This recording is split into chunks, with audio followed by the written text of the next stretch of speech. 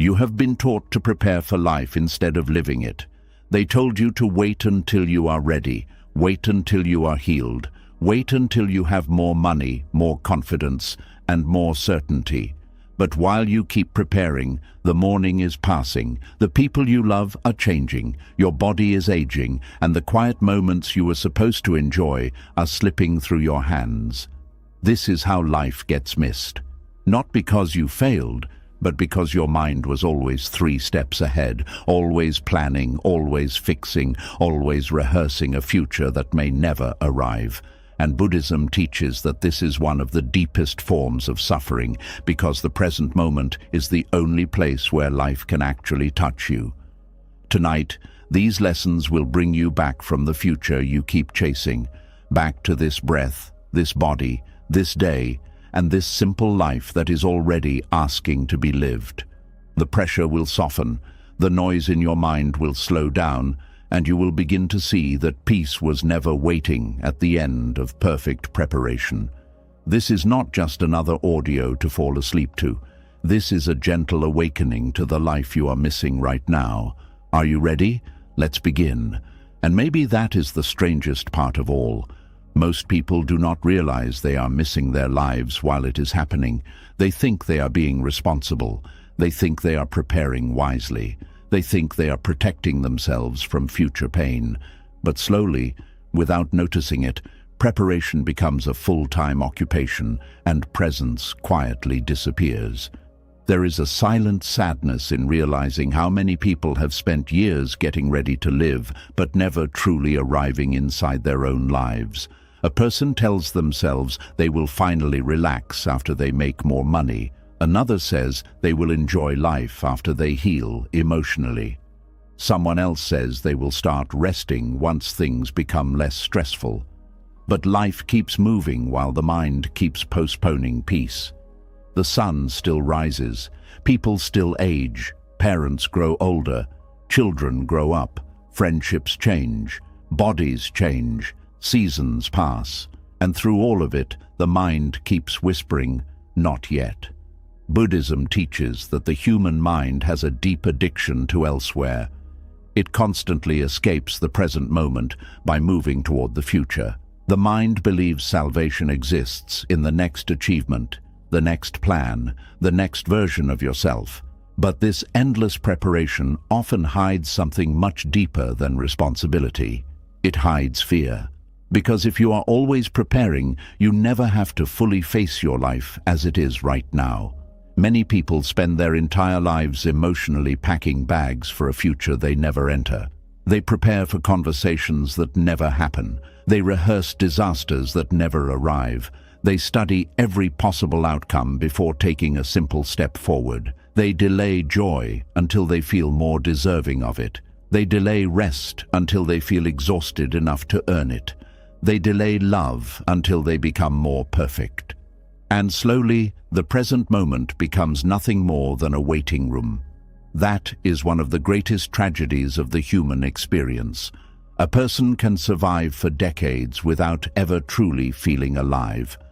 The Buddhist teachers often spoke about the restless monkey mind, a mind that swings endlessly from branch to branch, never staying still long enough to experience reality directly. One moment it is replaying the past, the next moment it is controlling the future. But very rarely is it simply here. And this creates a strange kind of suffering because the body always lives in the present, but the mind refuses to join it. You can see this everywhere. Someone drinks coffee while thinking about tomorrow's problems. Someone sits with family while mentally answering emails. Someone takes a walk while trapped in anxiety about things that have not happened. The body is here, but the person is somewhere else entirely. Over-preparing often feels productive, but many times it is simply fear wearing responsible clothing.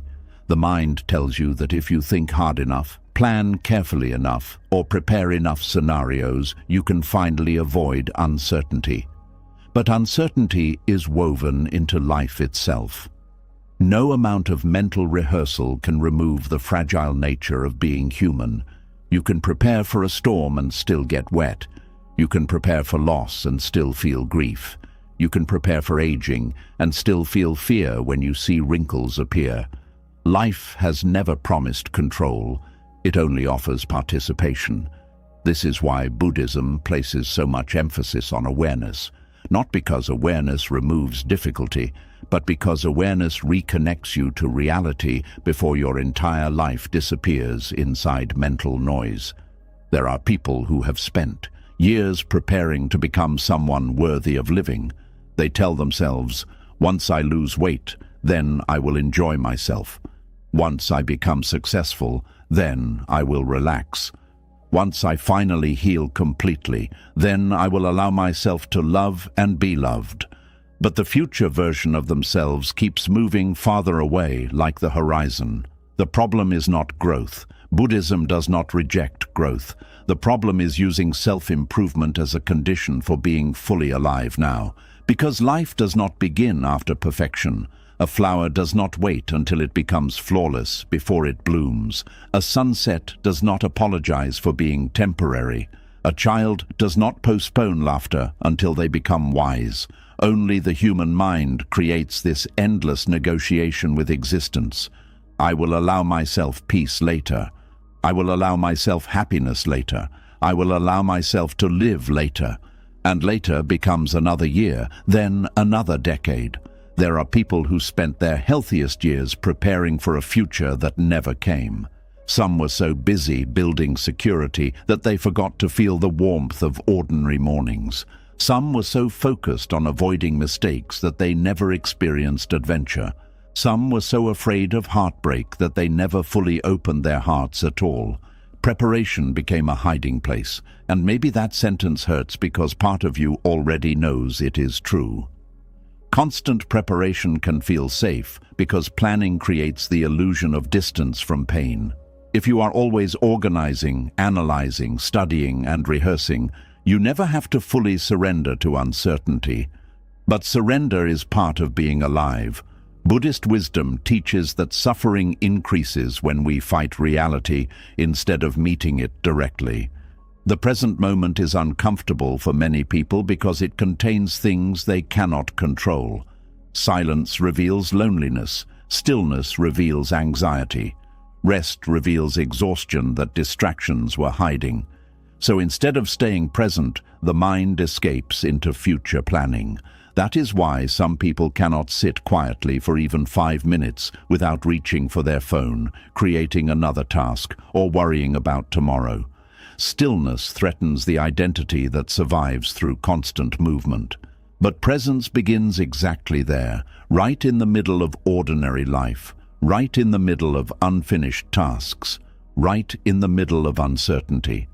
The Buddha did not teach people to wait for perfect conditions before becoming peaceful. He taught them to wake up inside imperfect conditions. That changes everything. Because suddenly peace is no longer dependent on life becoming easier.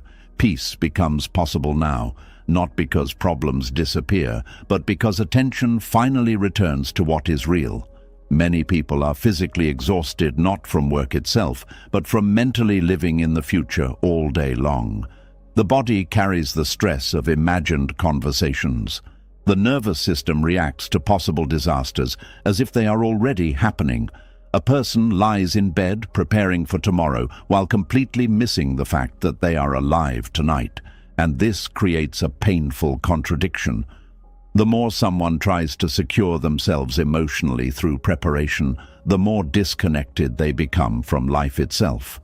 There is a reason why deeply present people often seem calmer even when life is difficult. Presence removes the extra suffering created by mental resistance. When you are truly present, you deal with one moment at a time instead of carrying 50 imaginary futures at once. A Buddhist monk sweeping the floor is simply sweeping the floor, not mentally building 10 different futures while holding a broom, not rehearsing arguments while washing dishes, not postponing peace until the weekend, just sweeping, just breathing, just living. This sounds simple, but most people have forgotten how to do it.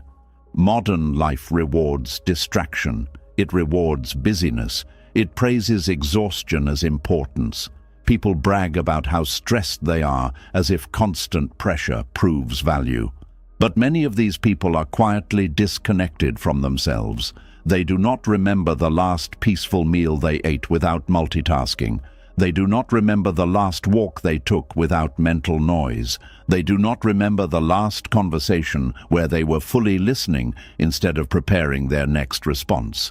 The mind becomes addicted to preparation because preparation creates temporary psychological comfort. It feels like progress. It feels like control. But often it is just avoidance. A person says they are planning for the future, but really they are avoiding the vulnerability of fully entering the present. Because presence asks something difficult from you. It asks you to stop running. It asks you to feel your life directly. It asks you to accept that no amount of preparation can remove the uncertainty of being human. And strangely, that acceptance creates freedom. Not the freedom of controlling everything, but the freedom of no longer carrying the impossible burden of trying to. There is wisdom in preparing wisely. Buddhism does not teach recklessness. It teaches balance. You can save money without worshipping fear. You can make plans without emotionally living inside tomorrow. You can prepare for the future while still inhabiting today. That is the middle path. The problem begins when preparation becomes your identity, when every moment becomes another attempt to finally earn permission to exist peacefully. Some people cannot enjoy rest because they always feel behind. Some cannot enjoy success because they immediately create another future problem to solve. Some cannot enjoy love because they are busy preparing for abandonment. This is what happens when the mind becomes trapped in survival mode for too long. It forgets how to arrive. And arrival is a spiritual act. To truly arrive in a moment means you stop demanding that reality become different before you allow yourself to be here. You stop treating life like a problem to solve. You stop treating every quiet moment as wasted productivity. You stop postponing your own existence. There are ordinary moments happening around you right now that will never happen again. A parent's voice, a friend's laugh, the way sunlight enters your room, the sound of rain late at night, your current age, your current body, this exact version of your life. One day, all of it will be gone, not to create fear, but clarity. Impermanence is one of the deepest teachings in Buddhism because it reminds you that life is not waiting. And if life is not waiting, why are you? Why keep delaying your presence until some imaginary future version of yourself finally feels complete enough to live? The truth is, nobody arrives at perfect readiness. Nobody reaches a point where fear disappears forever. Nobody controls every outcome. Life is entered through participation, not perfection. And sometimes the deepest healing begins the moment you stop trying to prepare endlessly and finally allow yourself to fully stand inside the life already unfolding around you. The tea does not taste better because you worried all morning. The sunset does not become more beautiful because you overthought your future. The people you love do not need a perfected version of you before they can feel your presence. They need you here, now, not mentally absent, not emotionally postponed, not trapped in tomorrow, just here, breathing, listening, living. And perhaps this is the real beginning of peace. Not becoming someone new, but finally stopping long enough to notice the life you already have. And once a person finally sees how much of their life has been lost inside endless preparation, another deeper truth slowly begins to appear. Many people are not only preparing for the future, they are emotionally worshipping a future version of themselves. They keep believing that the person they are becoming deserves love, peace, confidence, rest, and happiness more than the person they are right now. That is where another quiet form of suffering begins. There is a painful loneliness in constantly feeling like your real worth exists somewhere ahead of you. The mind creates an ideal future self, a wiser self, a more successful self, a more attractive self, a more healed self, a more disciplined self, and then life becomes a never-ending chase toward this imaginary identity. Every day turns into another attempt to finally become someone acceptable enough to deserve peace. But while you chase the person you hope to become, you slowly abandon the person you already are. Buddhism teaches that much of human suffering comes from attachment. Most people think attachment only means becoming attached to money, relationships, or possessions. But one of the deepest attachments is attachment to identity. The mind becomes attached to an imagined future version of itself and starts rejecting the present version with quiet cruelty. This happens so subtly that many people do not even notice it. A person tells themselves, "When I finally become confident, then I will speak freely. When I finally become successful, then I will enjoy my life. When I finally heal emotionally, then I will allow myself to be loved. When I finally become disciplined enough, attractive enough, intelligent enough, spiritual enough, then I will finally rest." But the future self never fully arrives because the mind keeps moving the finish line. Even after success comes, another standard appears. Even after healing begins, another flaw becomes the focus. Even after growth happens, the mind whispers, "Still not enough." This is why some people achieve everything they once dreamed about and still feel internally restless. The problem was never the goal itself. The problem was the belief that peace could only exist after becoming someone else. The future self-trap convinces people that who they are today is merely a temporary inconvenience, something unfinished, something inadequate, something to tolerate until transformation finally happens. But when you live this way for years, you stop forming a relationship with your present self altogether. You stop listening to yourself compassionately. You stop honoring your current emotions. You stop respecting your own humanity. You become a project instead of a person. And there is something deeply exhausting about always feeling like you must upgrade yourself before you deserve to fully exist. The Buddhist path does not reject growth. Growth is natural. Trees grow, seasons change, human beings evolve. But Buddhism warns against turning self-improvement into self-rejection, because there is a major difference between growing gently and constantly living at war with yourself. Many people cannot feel peace because every moment has become another self-evaluation. Am I successful enough? Am I productive enough? Am I healing fast enough? Am I spiritual enough? Am I attractive enough? Am I worthy yet? And the mind keeps scanning itself for defects, the way a nervous person checks a mirror before entering a room.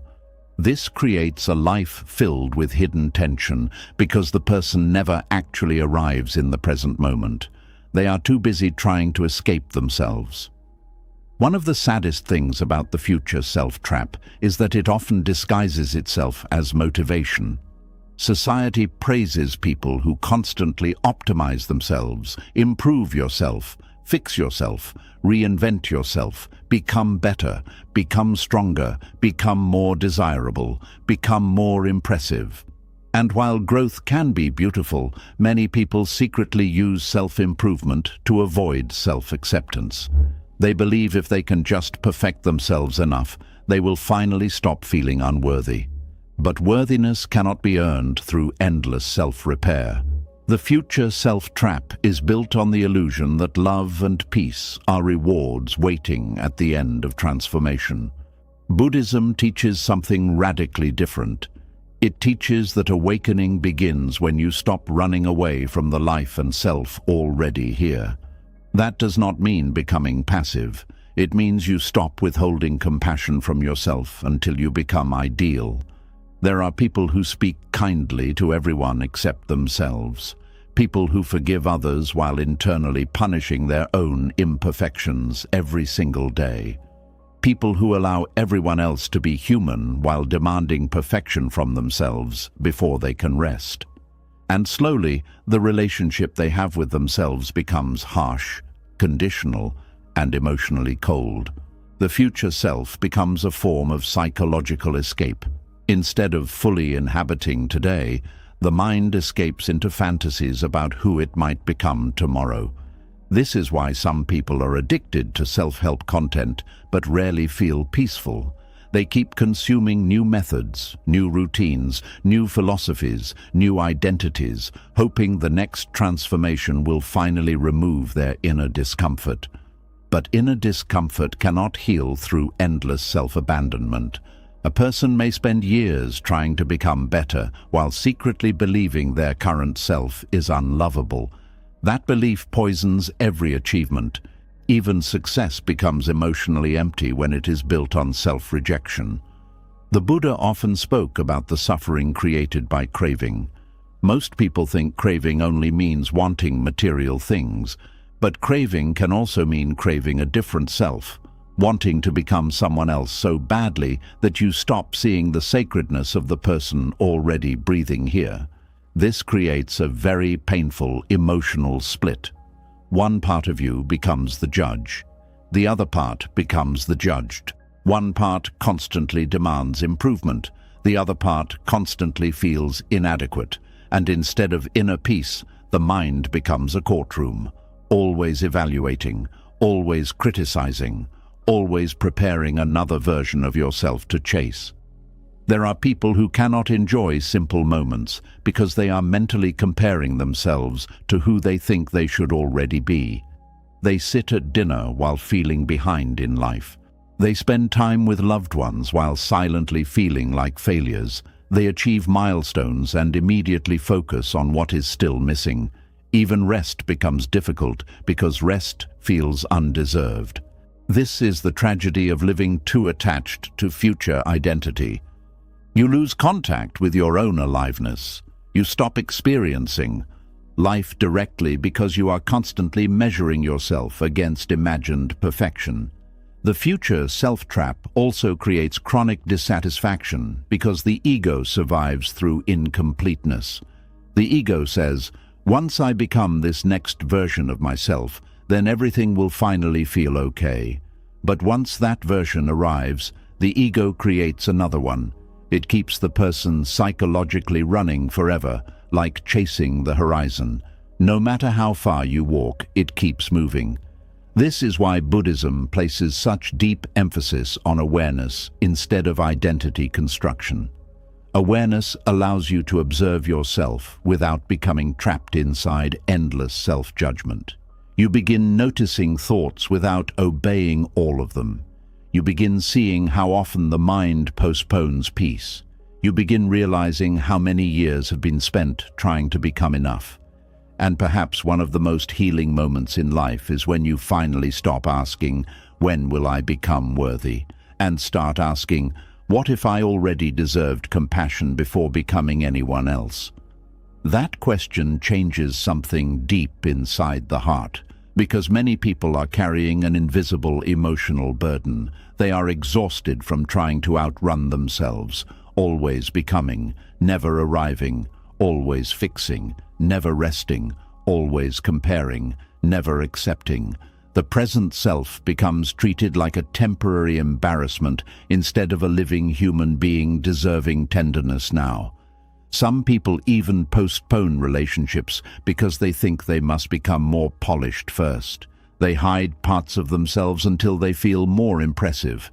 They wait to be fully healed before allowing connection. But human beings were never meant to earn love through perfection. Real connection often begins when masks fall away, when performance softens, when someone stops trying so hard to appear complete. The future self-trap can also steal gratitude from ordinary life. A person becomes so focused on becoming more that they stop appreciating what already exists. They cannot enjoy their current home because they obsess over the future house. They cannot appreciate their current body because they are chasing a future body. They cannot appreciate their current chapter because they are emotionally living inside another season entirely. And while they wait for future happiness, present life quietly passes. Children grow older. Parents age. Friendships shift. Moments disappear forever. Buddhism reminds us constantly that impermanence touches everything, not to create fear, but to awaken attention. Because when you deeply understand impermanence, you stop treating today like a meaningless hallway leading somewhere more important. Today is life itself, not preparation for life, not rehearsal for life, not a temporary waiting room before life begins. This very moment matters. This version of you matters too, even unfinished, even uncertain, even flawed. The future self-trap also damages mental peace because it teaches the nervous system that safety only exists in becoming more successful, more admired, more healed, more accomplished, more spiritually advanced. But there will always be another level if your mind depends on achievement for inner permission to rest. This creates a hidden addiction to self-dissatisfaction, and modern culture often feeds this addiction constantly. Social media shows endless versions of people appearing happier, richer, wiser, more attractive, more disciplined.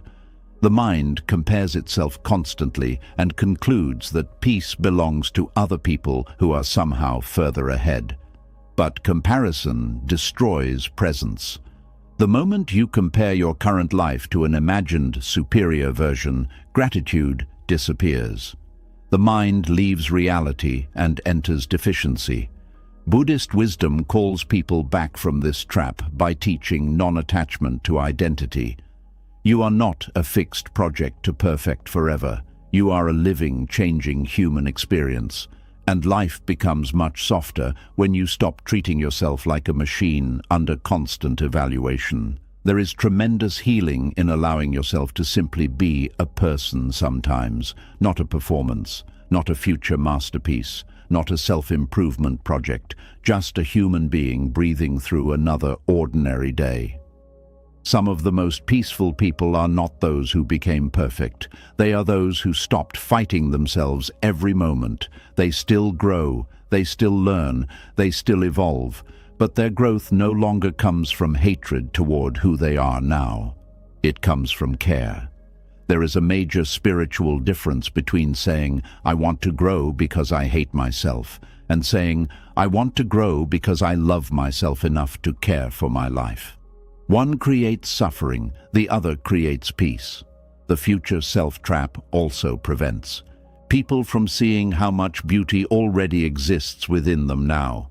A person may already be kind, but only focus on their flaws, already resilient, but only see weakness, already worthy of love, but only notice imperfection. The mind becomes blind to present goodness because it is obsessed with future completion. And this blindness creates emotional starvation. No achievement ever feels sufficient because the inner relationship remains wounded. Buddhism gently teaches that freedom begins when awareness returns to this moment without demanding that reality become different first. That includes your relationship with yourself. You do not need to become another person before deserving your own compassion. You do not need to earn rest through exhaustion. You do not need to become spiritually flawless before allowing yourself peace. You do not need to wait for perfection before fully entering your own life. The person you are right now is not a mistake standing in the way of your future self. This version of you is life itself unfolding, messy, changing, learning, hurting sometimes, healing slowly, trying again, breathing through uncertainty like every human being who has ever lived. And perhaps true presence begins the moment you stop abandoning yourself in pursuit of who you think you should become. Because one day you may finally realize something deeply freeing. The future version of yourself you have been chasing was never asking you to hate who you are now. It was only asking you to finally come home to yourself completely, not tomorrow, not after transformation, now. And maybe this is where many people finally begin to understand something life-changing. Peace does not appear the moment everything becomes perfect. Peace appears the moment you stop postponing your presence until perfection arrives. Because if your mind always says, "I will finally live when life changes," then your entire existence becomes emotionally delayed. And the frightening part is that life may keep changing forever. There is a quiet ache that comes from always feeling emotionally parked outside your own life. A person waits to feel successful before relaxing. Another waits to feel fully healed before opening their heart. Someone else waits for certainty before taking action. Many people spend years believing arrival is something that happens after external change, after more money, after the right relationship, after the fear disappears, after the future finally becomes safe enough to inhabit. But Buddhism teaches a completely different kind of arrival. It teaches that true arrival happens internally before circumstances fully change. This is one of the deepest spiritual arts a human being can learn. To breathe before life becomes easier, to soften before the answers appear, to feel present before certainty arrives. Most people unknowingly build their emotional life on conditions. I will rest when the stress is over. I will feel worthy when I become successful. I will feel peaceful when the uncertainty disappears. I will feel complete when someone finally loves me. But conditions never end. Life keeps moving from one challenge to another. One desire becomes fulfilled and another immediately appears. The mind keeps creating new emotional requirements before allowing itself to finally settle. This is why some people reach goals they chased for years and still cannot relax.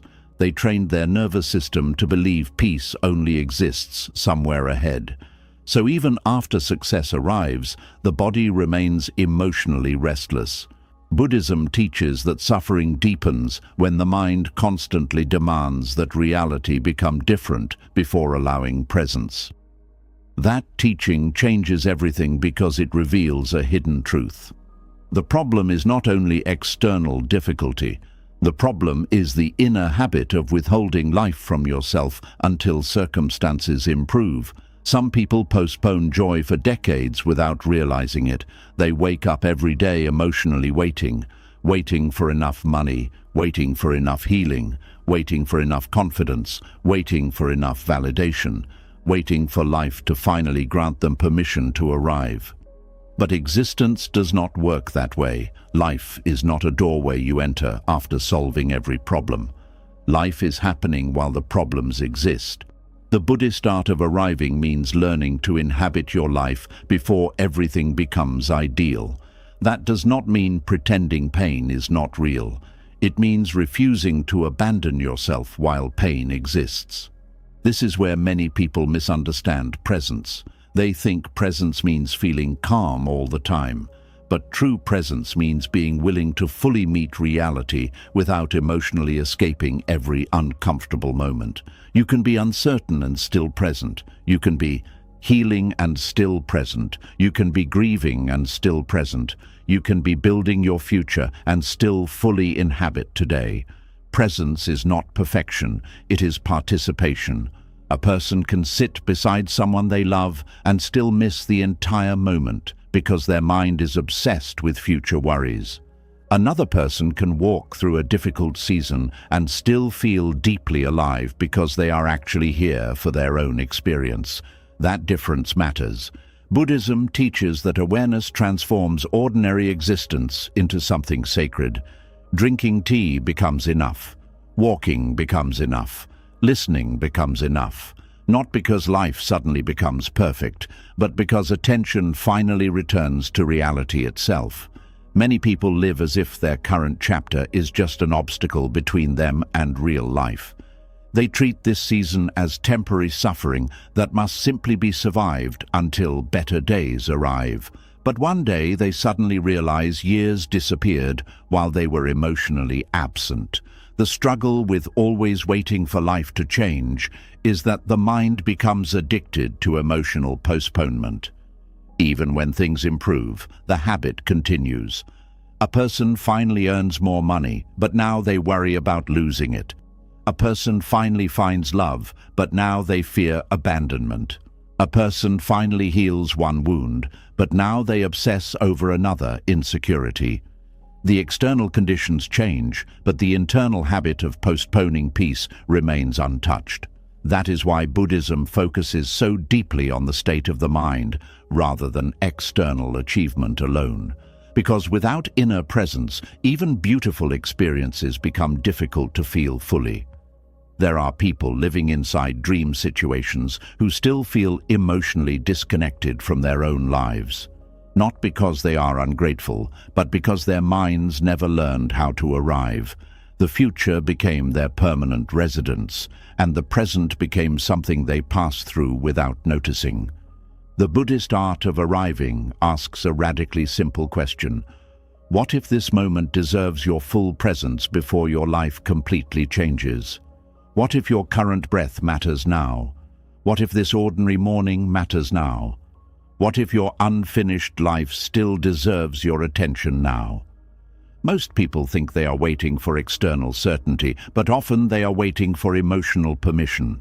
Permission to relax, permission to stop proving themselves, permission to enjoy simple things, permission to be enough without performing constantly. But the longer you postpone that permission, the harder it becomes to access peace at all. Because the nervous system adapts to chronic striving, it begins to believe tension is normal, rest starts feeling unfamiliar, stillness starts feeling unsafe. Many people become uncomfortable in peaceful moments because they have spent years emotionally surviving instead of arriving. The body keeps carrying urgency long after the emergency is gone. This is why some people cannot enjoy vacations, weekends, or quiet evenings. Their minds remain trapped in future movement. They sit in beautiful places while mentally preparing for tomorrow. And slowly, life becomes a blur of missed moments. Buddhist monks often train themselves to become fully attentive to very small experiences. The feeling of water touching the hands, the sound of footsteps, the sensation of breathing, the warmth of sunlight. To many people this seems unnecessary or overly simple, but there is deep wisdom hidden there. Attention is life. Where your attention goes, your existence goes. If your attention permanently lives in imagined futures, then your life will always feel emotionally distant. Many people are physically alive, but psychologically somewhere else entirely. The art of arriving means calling your attention back home, back to the body, back to the room you are sitting in, back to the meal in front of you, back to the conversation happening now instead of the future conversation you are rehearsing, back to your actual life. There is something deeply healing about no longer treating the present moment like a temporary inconvenience. The mind often believes that arrival will happen automatically after external success, but presence is not something success gives you. Presence is something you practice before success arrives. Otherwise, success simply becomes another thing you experience while distracted. The same is true for healing. Many people believe they must completely heal before they can start living fully. But healing itself often happens through participation in life, not isolation from it. A person laughs while still carrying grief. A person loves while still healing old wounds. A person moves forward while still uncertain. This is part of being human. Buddhism does not ask people to become emotionally flawless before awakening. It asks them to stop running from reality long enough to see clearly. And clarity changes how suffering feels. When you stop demanding that life become perfect before you allow yourself to be present, something softens inside you. You stop fighting existence every moment. You stop treating uncertainty as proof that peace is impossible. You stop postponing your humanity. There are people who cannot enjoy their current age because they are grieving another version of themselves. Too old to feel young again, too young to feel accomplished enough, too focused on who they used to be or who they should become. And in the middle of this comparison, they lose contact with the person they actually are. The Buddhist art of arriving teaches radical intimacy with the present self, not the perfected self, not the future self. This self, breathing here, living here, trying here. This changes relationships too. Many people wait to become emotionally perfect before allowing themselves connection. They believe they must become more interesting, more healed, more complete first. But some of the deepest human moments happen when people allow themselves to be seen before they feel fully ready. Life rarely pauses until your fears disappear. The child still wants your attention while you are anxious. The friend still wants your presence while you are uncertain. The sunset still appears while your future remains unresolved.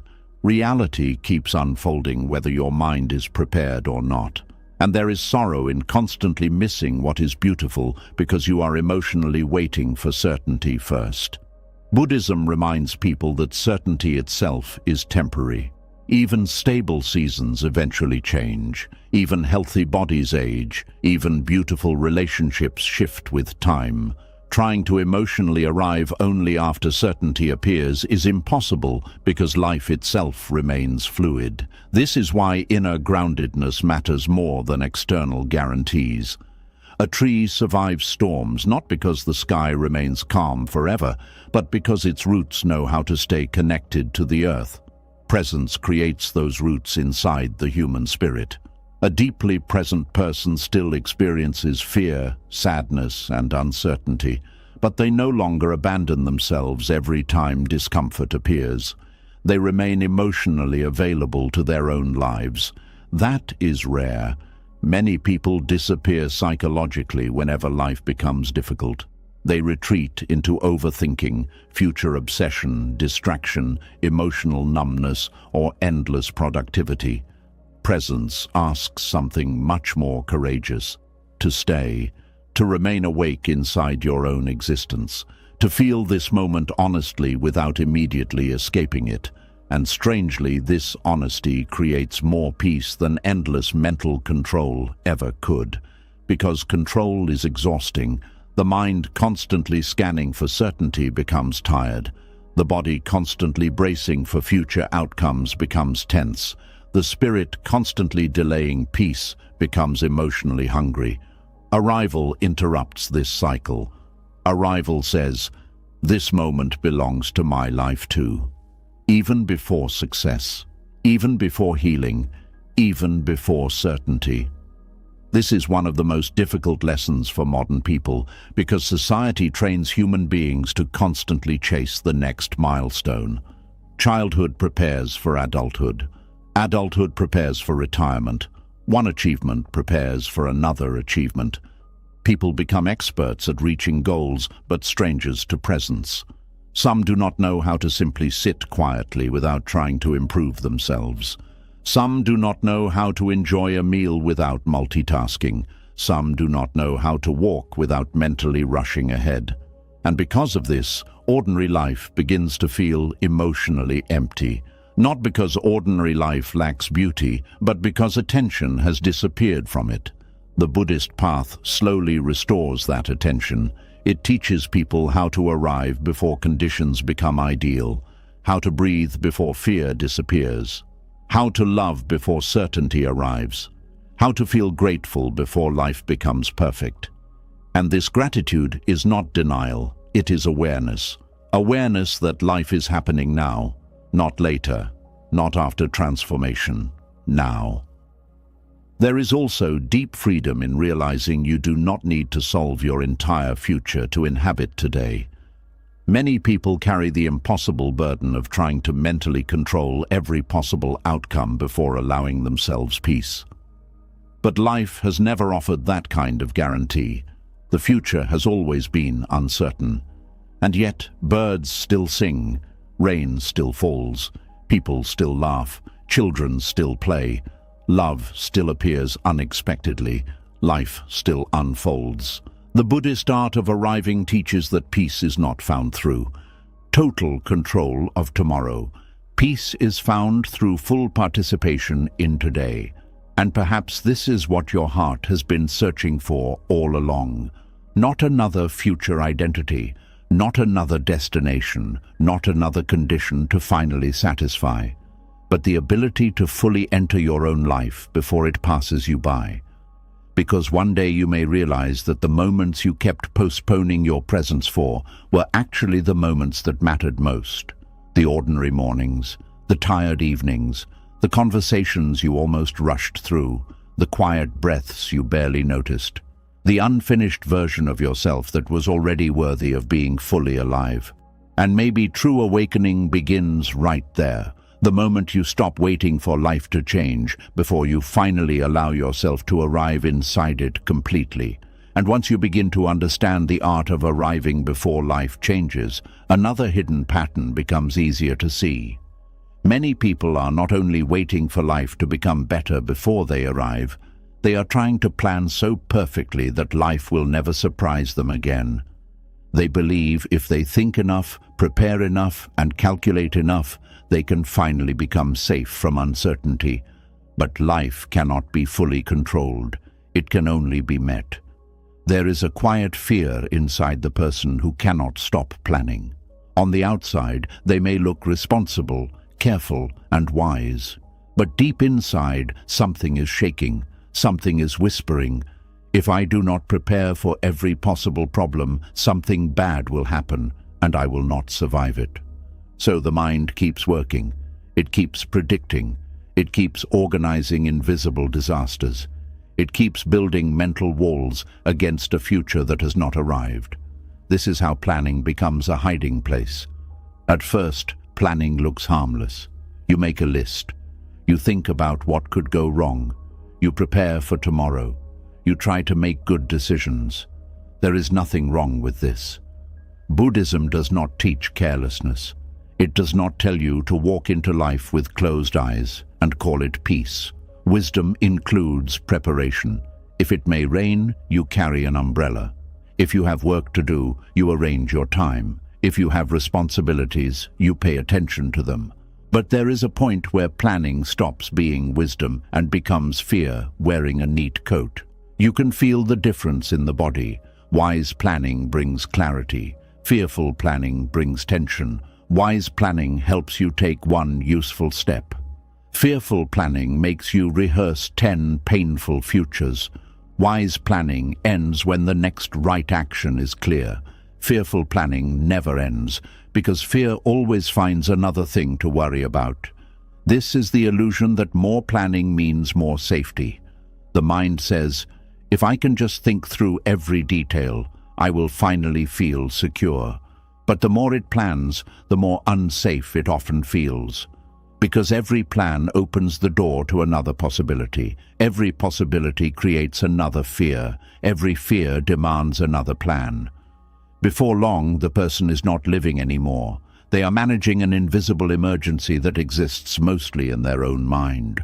Buddhism teaches that suffering often begins when we confuse thought with reality. A thought appears, and we believe it completely. A worry appears, and the body reacts as if the danger is already here. The mind says, "What if this happens?" And suddenly the heart tightens, the stomach turns, the shoulders rise, and the breath becomes shallow. Nothing has happened yet, but the body is already living inside the imagined pain. This is why planning can become so exhausting. You are not only thinking about the future, you are emotionally living through it again and again. Someone prepares for failure before they even begin. Someone prepares for rejection before anyone has rejected them. Someone prepares for loss while still holding what they love. Someone prepares for embarrassment before stepping into the room. And because the body cannot always tell the difference between a real event and a deeply believed mental story, the person becomes tired from surviving things that have not happened. This is not safety. This is self-created suffering. The Buddha taught that the mind is powerful, but an untrained mind can become its own prison. It can take one simple situation and turn it into 1,000 possible problems.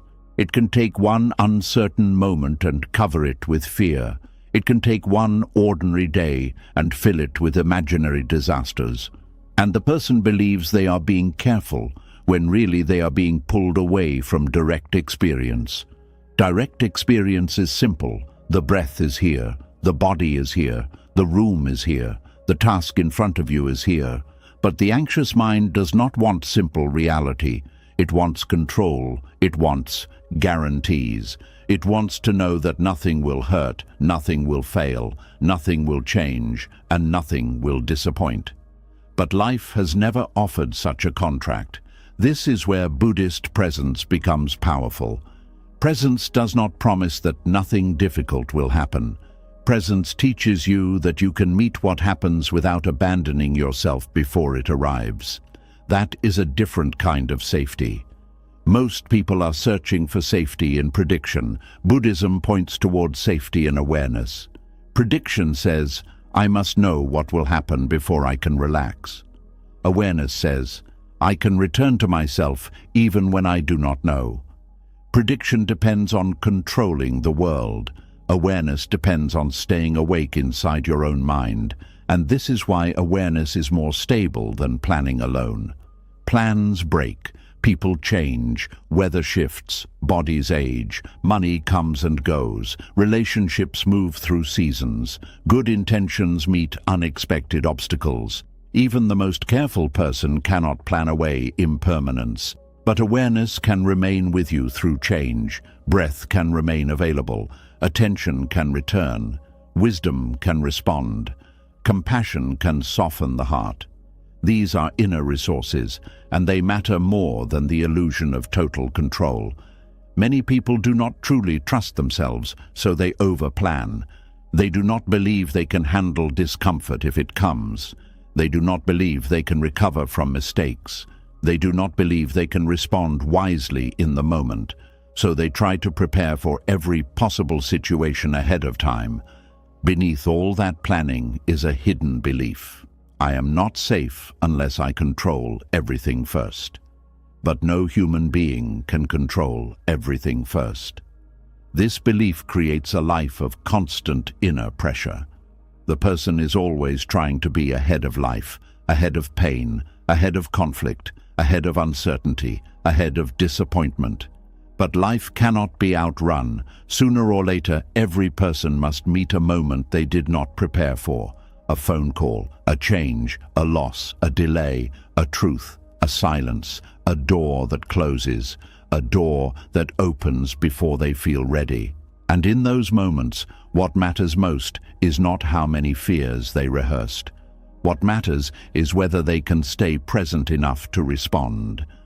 Planning is useful when it serves life. Planning becomes suffering when life becomes a servant to planning. You can see this in the person who spends so much time preparing for a conversation that they never speak honestly when the moment comes. They have rehearsed every sentence, every reaction, every possible reply. But when they finally face the person, the conversation feels stiff, controlled, and disconnected. Why? Because they are not truly listening. They are performing a plan.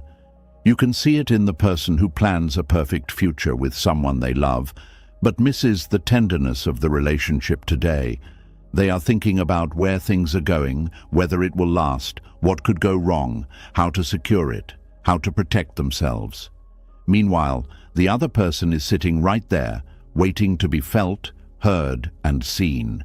You can see it in the person who prepares endlessly for success, but cannot enjoy the small progress happening now. Their eyes are always on the next problem. Their mind is always correcting, comparing, improving, calculating. Nothing is enough because everything is only a step towards something else. This kind of planning slowly removes the soul from life. Buddhism brings us back to the ordinary moment, because the ordinary moment is where reality lives. Not in the mental movie of what could happen, not in the imagined disaster, not in the perfect outcome. Reality is here, before the mind covers it with fear. And when you return to what is here, you often discover that this moment is much more manageable than the future you were fighting in your head.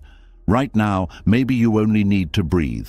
Right now, maybe you only need to send one message. Right now, maybe you only need to wash the cup, eat the meal, take the walk, rest the body, or tell the truth.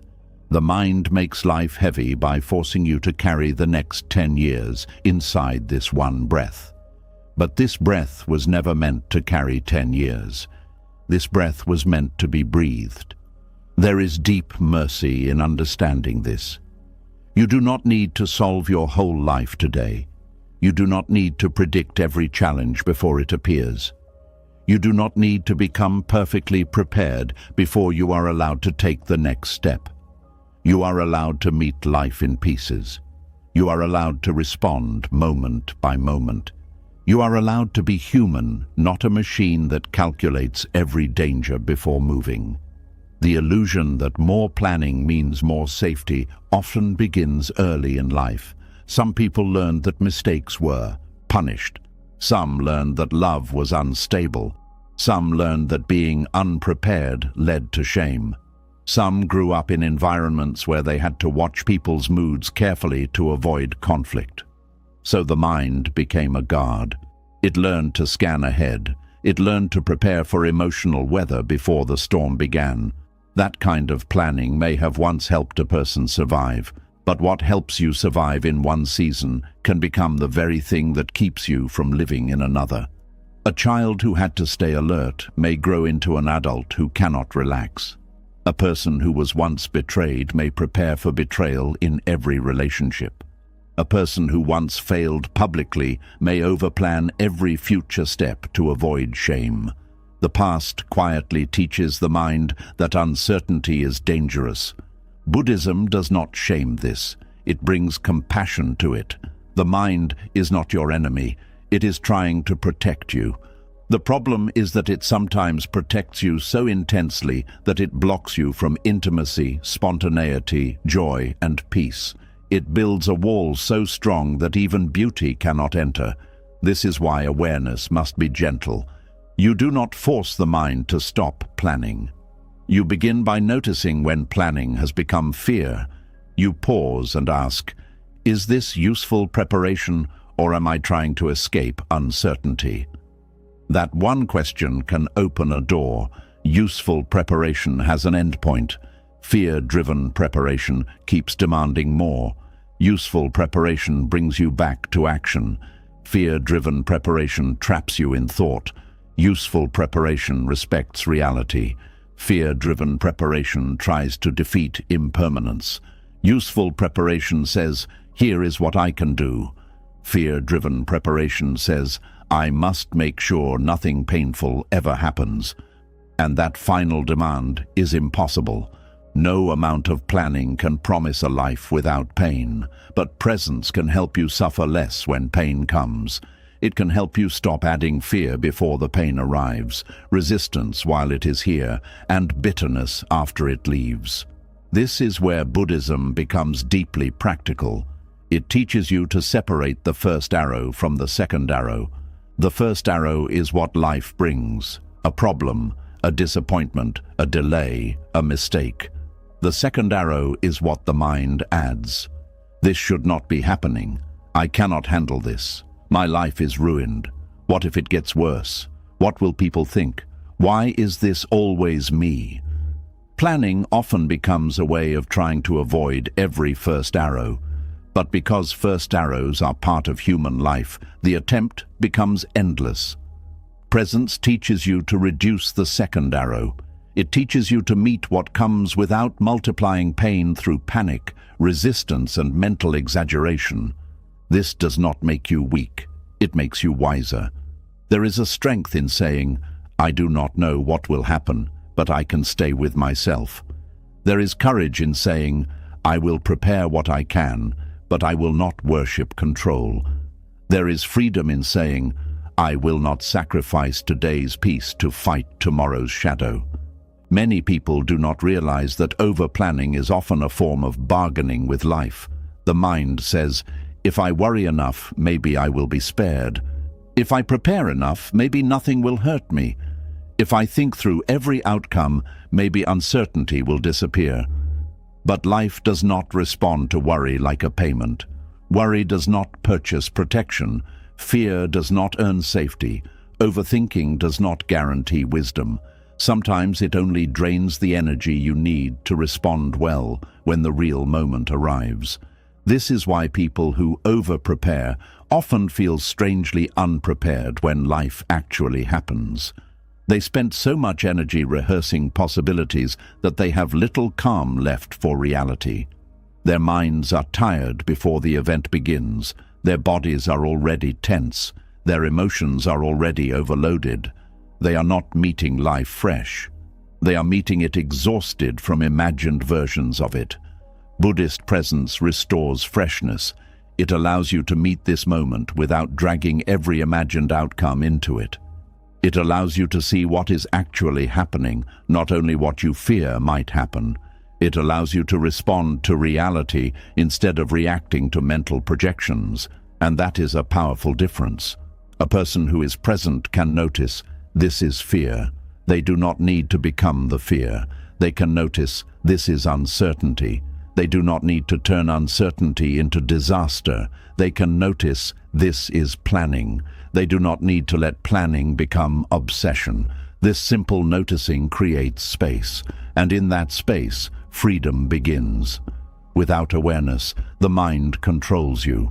With awareness, you can relate to the mind differently. You can thank it for trying to protect you, then gently return to now. You can say, I hear you, but we do not need to. Solve everything tonight. You can say, we have prepared enough for this moment. You can say, the next step is enough. This is not childish comfort. This is deep spiritual discipline. It takes practice to stop obeying every fearful thought. It takes courage to let the future remain partly unknown. It takes humility to admit that control has limits, and it takes trust to keep walking anyway. Trust does not mean believing everything will go your way. Trust means believing you can remain awake, kind, and steady even when life moves differently than planned. That kind of trust is built through presence. Every time you return to the breath, you are teaching the nervous system that now is survivable.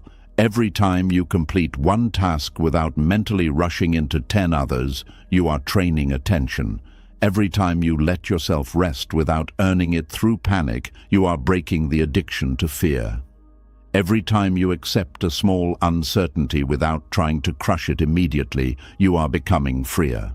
The path is not dramatic. It is quiet.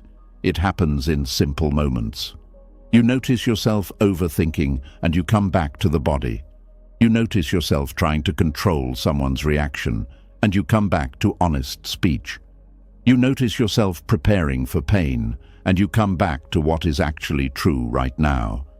This is how the illusion weakens, not through one grand realization, but through repeated returns. The mind may still plan. That is okay. The goal is not to destroy planning. The goal is to stop turning planning into a false god. Plans can guide you, but they cannot save you from being human. Schedules can support you, but they cannot remove impermanence. Preparation can help, but it cannot replace presence. There is a peace that comes when you finally stop demanding certainty from a world built on change. You begin to live more honestly. You still prepare, but you do not disappear into preparation. You still care, but you do not confuse care with control. You still think about tomorrow, but you do not abandon today. This is maturity. This is balance. This is the middle path. Because when you stop believing that more planning always means more safety, you discover a different kind of safety. The safety of being rooted in yourself, the safety of breathing through uncertainty, the safety of meeting life directly instead of hiding behind endless mental rehearsal.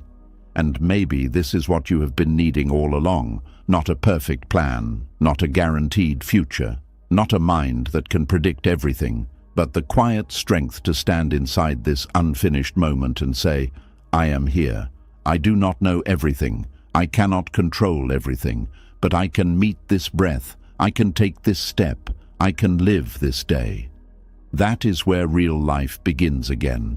Not in the plan, not in the prediction, not in the fantasy of perfect safety, but here, in the uncertain, breathing, ordinary moment that has been waiting for you to return. And once you stop believing that more planning can make life perfectly safe, Another quiet illusion begins to show itself. It is the belief that there will be a perfect moment to finally begin. A moment when fear is gone, the timing is right, the heart is calm, the money is enough, the confidence is strong, and life finally opens a clean door with no risk behind it. But that moment rarely comes. And even when it does, the mind often finds another reason to wait. This is how someday becomes a beautiful prison.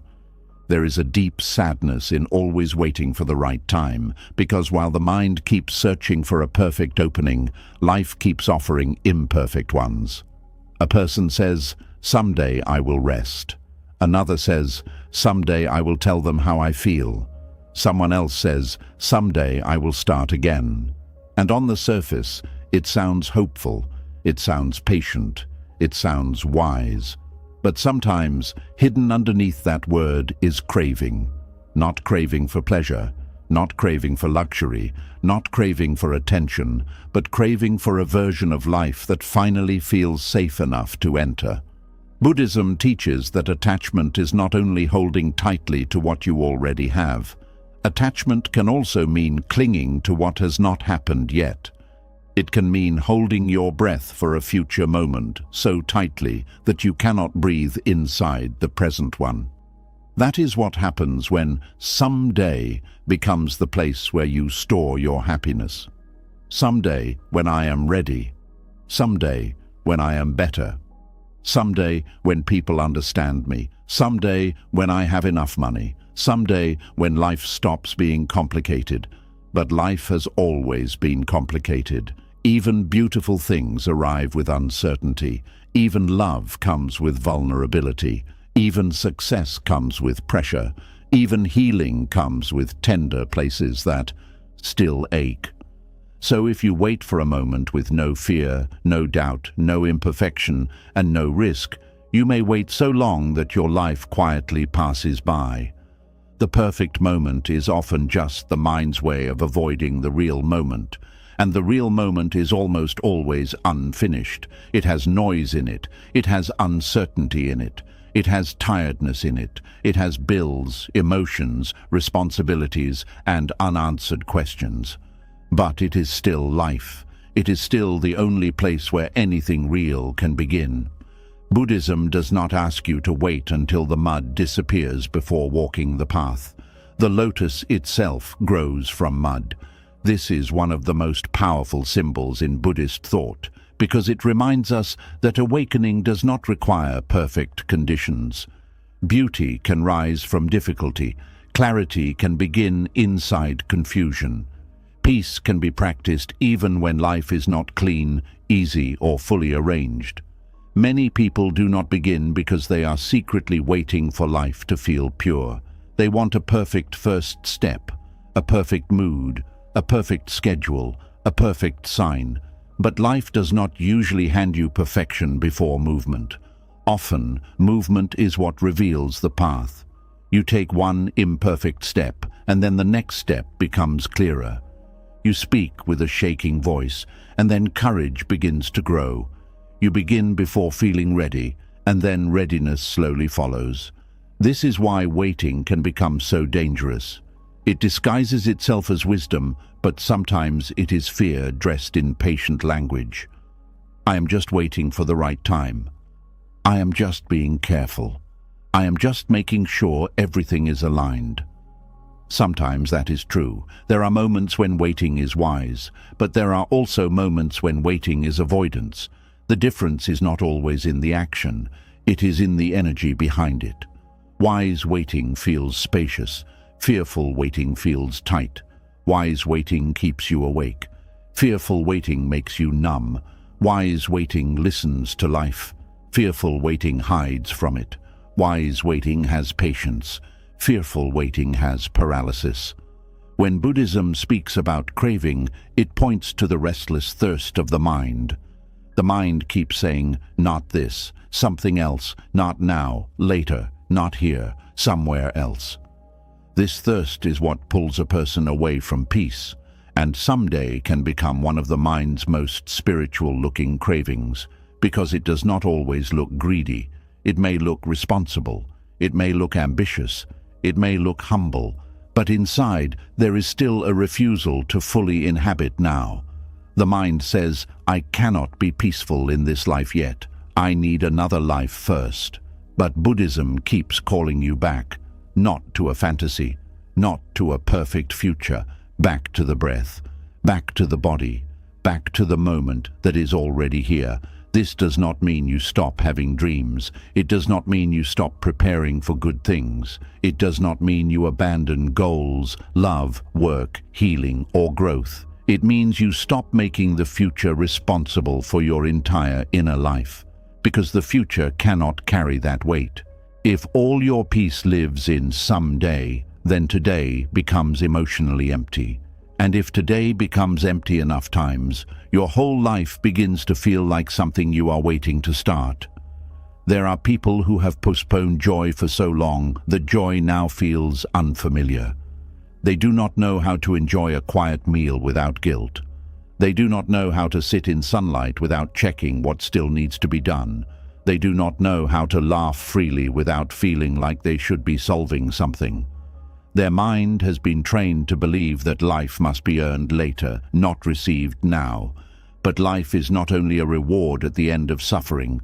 Life is also this small breath, this simple morning, this tired evening, this ordinary chance to be present.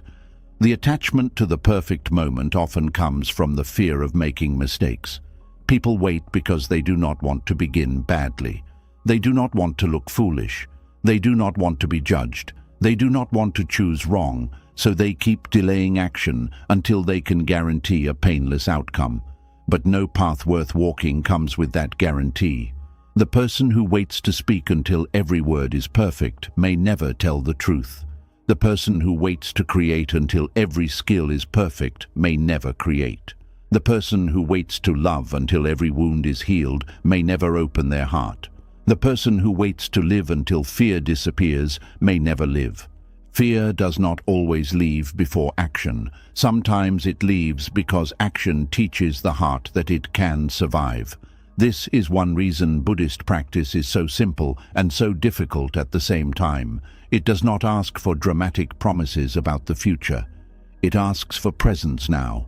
Sit, breathe, notice, return, speak. Kindly, walk consciously, eat with awareness, meet anger without becoming it, meet fear without worshipping it, meet uncertainty without running away. These are not glamorous actions, but they are powerful because they break the spell of later. The mind loves big future transformations because they allow you to avoid small present responsibilities. It is easier to dream about becoming peaceful one day than to pause before reacting today. It is easier to imagine a future life of discipline than to do one honest thing now. It is easier to believe you will be more loving someday than to listen fully to the person in front of you today. The future can become a hiding place from the next real action, and Buddhism brings everything back to the next real action. Not the perfect action, the real one, the honest one, the one available now. Sometimes the next real action is not dramatic. It may be forgiving yourself. It may be washing the dish slowly. It may be answering the message you keep avoiding. It may be resting before your body breaks down. It may be telling someone, I am here. It may be closing your eyes and feeling the breath instead of escaping into another plan. Small presence destroys the illusion of someday, because every time you return to now, you prove that life does not need to wait for perfect conditions before becoming meaningful. Attachment to the perfect moment can also appear in spiritual life. Some people wait to practice until they feel calm. They wait to meditate until the house is silent. They wait to be compassionate until they are no longer angry. They wait to be mindful until life becomes less busy. But spiritual practice is not something you do after life becomes peaceful. It is how you meet life when it is not peaceful. You do not need a perfect mood to breathe consciously. You do not need a silent world to notice your thoughts. You do not need a flawless heart to practice compassion. You do not need a perfect life to begin awakening. The path begins exactly where your feet are. This is why the perfect moment is often an illusion. It suggests that life must arrange itself beautifully before you can respond beautifully. But Buddhism teaches that freedom is found in your response, not in perfect surroundings. A person can be in a quiet room and still suffer deeply because the mind is restless. Another person can be in a difficult season and still touch peace because awareness is present. The outer moment does not have to be perfect for the inner posture to soften. This is not easy. The mind will resist it. The mind will say, "Not yet. You are not ready. You need more time. You need more certainty. You need one more sign." But if you look closely, you may notice that the mind has been saying this for years. And how many moments has it cost you? How many conversations have been delayed? How many dreams have been postponed? How many simple joys have been refused? How many mornings have been spent waiting for a life that was already asking to be lived? This is not said to create regret. It is said to awaken tenderness, because the moment you see the pattern, you are no longer fully trapped inside it. You can choose differently. You can stop turning someday into a temple where you sacrifice today. You can still have hopes without abandoning the present. You can still build toward the future without making now feel worthless. You can still desire change without treating this moment like an enemy. That is the middle path. Buddhism does not tell you to reject the future. It teaches you not to cling to it. There is a difference. Planning tomorrow is not the problem. Believing you cannot live until tomorrow becomes perfect is the problem. Hope is healthy when it opens the heart. Craving becomes painful when it closes the present. A hopeful person says, "I am walking towards something good and I can still be here today." A craving mind says, "I cannot be here until I get there." That small difference changes an entire life. Because if you can be here while moving forward, then the path itself becomes alive. You stop treating every day as a useless delay before the destination. You begin to feel the texture of the journey. You notice the lessons, the people, the small blessings, the strength forming quietly inside you. But if you cannot be here until you get there, even arrival may disappoint you. Because the mind that refused today may also refuse tomorrow when it comes. This is why some people reach the perfect moment and still feel anxious.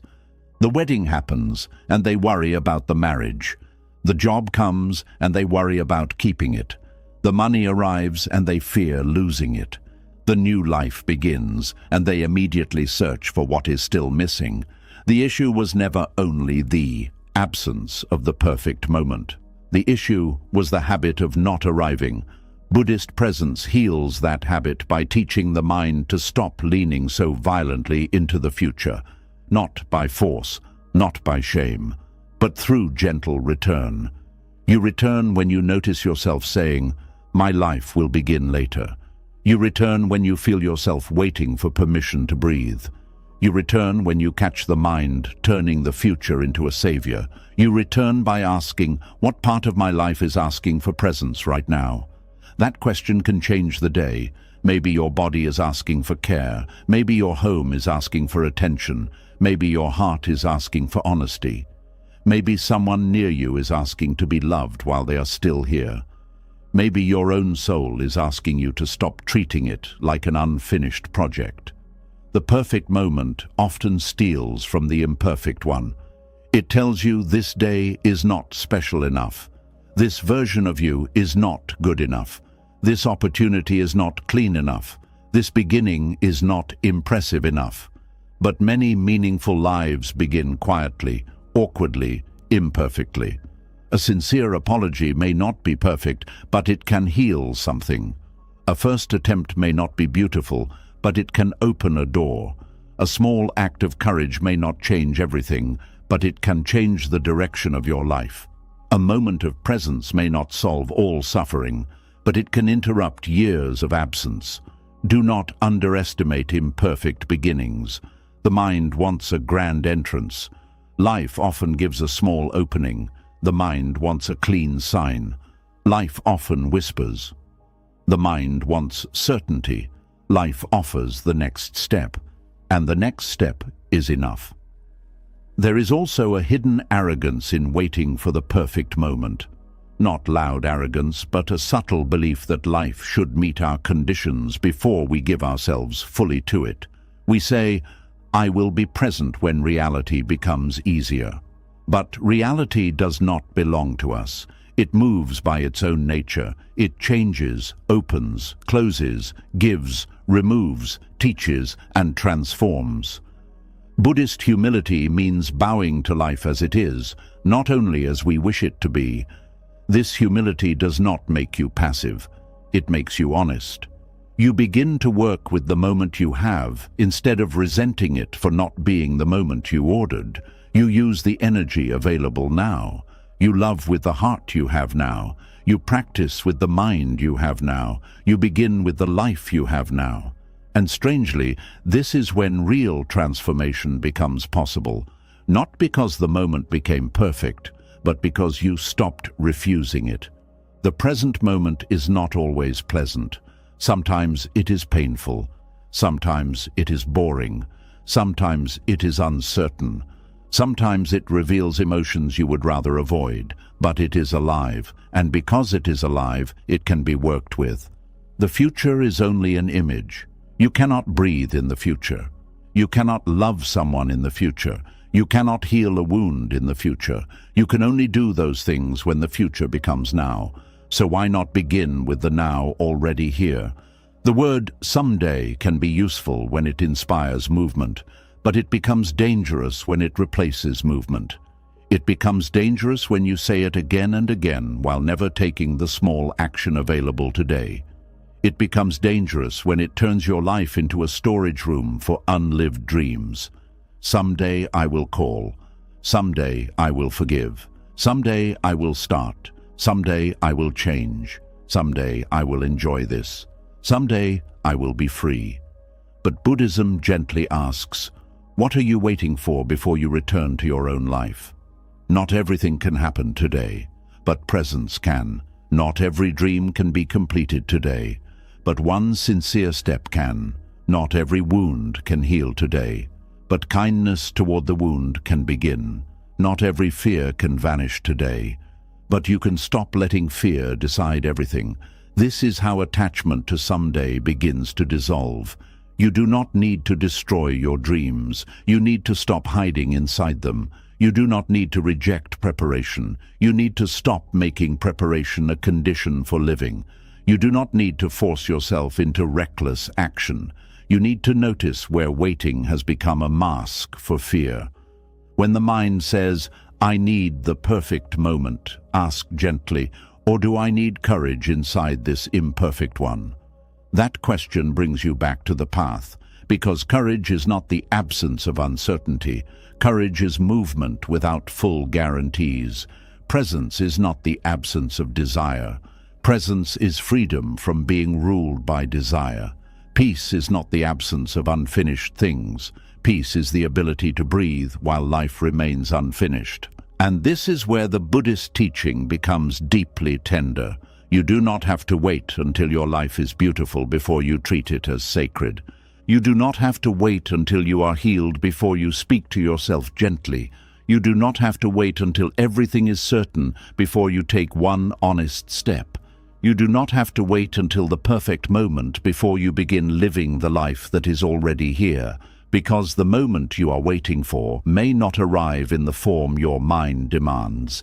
It may arrive disguised as this ordinary day, this imperfect breath, this unfinished season, this quiet chance to stop postponing yourself. And maybe the perfect moment was never a future event. Maybe it was always the moment you finally stopped waiting for one.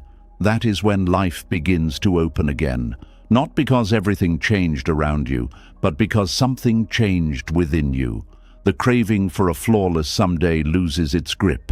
The heart softens, the breath returns, the eyes become clearer, and the present moment, the one you kept overlooking, becomes enough ground for the next step. Not someday, now. And when a person spends enough years waiting for the perfect moment, something painful begins to happen quietly inside them. The mind no longer postpones only goals or dreams. It begins postponing joy itself. Rest becomes delayed, peace becomes delayed, happiness becomes delayed. The heart slowly learns a dangerous lesson. Life is not now, life is later. And without noticing it, a person can spend decades emotionally absent from their own existence. There is a kind of exhaustion that sleep cannot fix. It comes from carrying the belief that you are never allowed to fully arrive yet. A person wakes up tired, not only because the body is overworked, but because the spirit has been endlessly postponed. Every day becomes another transaction, another climb, another attempt to finally earn permission to breathe deeply, rest honestly, and feel joy without guilt. I will relax after this project. I will enjoy life after I become successful. I will rest when things calm down. I will finally feel peaceful when everything is solved. But life keeps moving. Problems change shape. Responsibilities evolve. New fears replace old ones. And because the mind has trained itself to delay happiness, it no longer knows how to receive happiness even when small, peaceful moments appear. This is the quiet violence of postponed joy. It is called quiet because nobody notices it immediately. There are no loud alarms, no dramatic collapse at first. A person may still go to work, answer messages, smile in public, and continue functioning. But inside, something slowly dries out. The nervous system becomes trapped in constant future tension. The heart stops expecting nourishment from ordinary life. The person begins surviving instead of living. Buddhism teaches that suffering is not only caused by pain itself. Suffering also grows when we resist life so completely that we stop allowing ourselves to experience simple moments of aliveness. Many people are deeply uncomfortable with joy because they secretly believe joy must be earned through suffering first. They cannot rest unless they are completely exhausted. They cannot enjoy themselves unless every responsibility is finished. They cannot slow down without guilt. They cannot receive peace because their identity has become attached to striving. This creates a life where happiness is always conditional. Conditional happiness is fragile happiness. I can only feel okay when everything is under control. I can only relax when everyone approves of me. I can only rest after I prove myself. But control disappears. Approval changes. Achievements fade. And the person who built their peace on conditions becomes emotionally unstable every time life shifts. Buddhism points toward a different way of living, not careless living, not irresponsible living, but a way of living where inner peace is no longer postponed until the world becomes perfect, because the world has never been perfect. And still, there have always been sunsets. There have always been moments of laughter. There have always been warm meals, soft music, rain against windows, quiet conversations, gentle breaths, tired smiles, and ordinary moments asking to be noticed. But postponed joy trains people to overlook all of it. A person drinks coffee while worrying, walks through nature while mentally working, sits with family while emotionally absent, lies in bed while preparing for tomorrow. The body is present, but the mind is somewhere else entirely. And over time, the heart begins believing that peace is always somewhere ahead, never here. This belief wounds people more deeply than they realize, because when joy is constantly delayed, the nervous system starts living in permanent incompleteness. The mind keeps saying, "Not yet, not yet, not yet." The person may not say those words out loud, but the body feels them every day. Not yet allowed to rest, not yet allowed to feel enough, not yet allowed to slow down, not yet allowed to simply exist without proving something. This creates hidden emotional starvation. Some people have not truly relaxed in years, even during moments that were supposed to feel beautiful. Their mind keeps searching for problems. Their body remains tense during vacations. Their thoughts keep moving during peaceful evenings. They no longer know how to receive life gently because they have trained themselves to believe that safety only exists in constant preparation and effort. This is why so many people feel strangely empty even after reaching goals they once desperately wanted. The achievement arrives, but the ability to feel joy never developed. They spent years learning how to chase, but never learned how to arrive. Postponed joy is not only about delaying pleasure, it is about delaying your own permission to feel alive. Some people postpone rest because they think resting means laziness. Some postpone happiness because they think suffering makes them more responsible. Some postpone peace because chaos has become familiar. And some postpone love because they fear vulnerability more than loneliness. Buddhism teaches that attachment can even happen towards suffering itself. People become attached to struggle because struggle gives identity. It gives structure. It gives the illusion of purpose. A person who has spent years fighting may no longer know who they are without pressure. This is why stillness feels frightening to many people. Stillness removes distraction. Stillness exposes emotional exhaustion. Stillness reveals grief that productivity was covering. Stillness reveals loneliness hidden beneath busyness. And because of this, many people unconsciously avoid peace. They keep themselves mentally occupied because slowing down would force them to feel what they have avoided for years. But the tragedy is that life cannot truly be touched without presence. You cannot fully feel joy while mentally escaping the moment. You cannot deeply rest while rehearsing tomorrow. You cannot receive love while emotionally guarding yourself every second. The Buddhist path gently calls people back to direct experience. Back to this breath, back to this meal, back to this conversation, back to this tired but living body. The quiet violence of postponed joy often begins early in life. Many people were praised only when they achieved something. They learned that rest must be earned. They learned that value comes from performance. They learned that slowing down leads to criticism or shame. So they built identities around striving. These identities may look successful from the outside, but internally they often feel deeply unsafe. Because if your worth depends on endless productivity, then peace always feels temporary. You can never truly stop.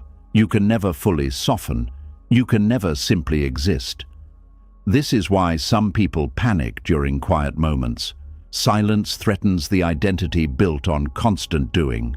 Buddhism offers another possibility. The possibility that your existence itself already has value before achievement enters the picture. Not because you are special, not because you are superior, but because life itself is sacred. A flower does not earn permission to bloom through productivity. The ocean does not apologize for resting under moonlight. Birds do not justify their songs through efficiency. Only human beings create lives where joy must constantly pass through checkpoints before being allowed inside. This creates tremendous suffering. A person may spend their healthiest years postponing rest for future success, only to discover later that the body has changed. Another may spend years delaying connection while building security, only to realize relationships weakened quietly during the process. Someone else may postpone simple happiness while chasing external goals, only to discover that the habit of emotional postponement followed them into every achievement. The problem was never only external pressure. The problem became internal conditioning. The heart was trained to believe life is always somewhere else. This conditioning affects the body deeply. Chronic stress changes breathing patterns, muscles remain tight, sleep becomes shallow. The nervous system stays alert, even in safe environments. Some people no longer know what true rest feels like because they have lived too long inside internal urgency. And modern life constantly rewards this urgency. People praise exhaustion. They admire busyness. They glorify burnout. A person who rests is often made to feel guilty, while a person who destroys themselves through work is called disciplined. But Buddhism asks a different question. What is the quality of your mind while you are living? Because a successful life with no presence still feels empty. A productive life with no inner stillness still feels painful. An admired life with no ability to receive joy still feels lonely. The Buddhist understanding of happiness is deeply different from modern culture. Happiness is not treated as a reward waiting at the end of achievement. It is treated as something connected to awareness, compassion, simplicity, and presence. This changes how a person relates to ordinary moments. Washing dishes can become peaceful. Walking can become peaceful. Listening can become peaceful. Breathing can become peaceful, not because the action itself is magical, but because attention returns to reality instead of constantly escaping it. Postponed joy disconnects people from these small moments completely. They rush through mornings, rush through meals, rush through conversations, rush through years. And one day they look back shocked by how quickly life disappeared. Not because time moved faster than expected, but because presence was missing from so much of it. This is one reason Buddhism places such deep importance on mindfulness. Mindfulness is not just a meditation technique, it is a way of reclaiming your life from unconscious absence. When you eat mindfully, you actually taste the food. When you listen mindfully, people feel your presence. When you walk mindfully, the world becomes more alive. When you breathe mindfully, the nervous system softens. Mindfulness interrupts the habit of postponing existence. It says, "This moment matters too." That sentence can heal something deep inside a person who has spent years emotionally waiting for life to begin. Many people secretly believe that happiness is irresponsible. They think if they relax too much, everything will fall apart. So they maintain internal pressure constantly. They motivate themselves through fear. Fear of failure, fear of falling behind, fear of disappointing others, fear of becoming unimportant.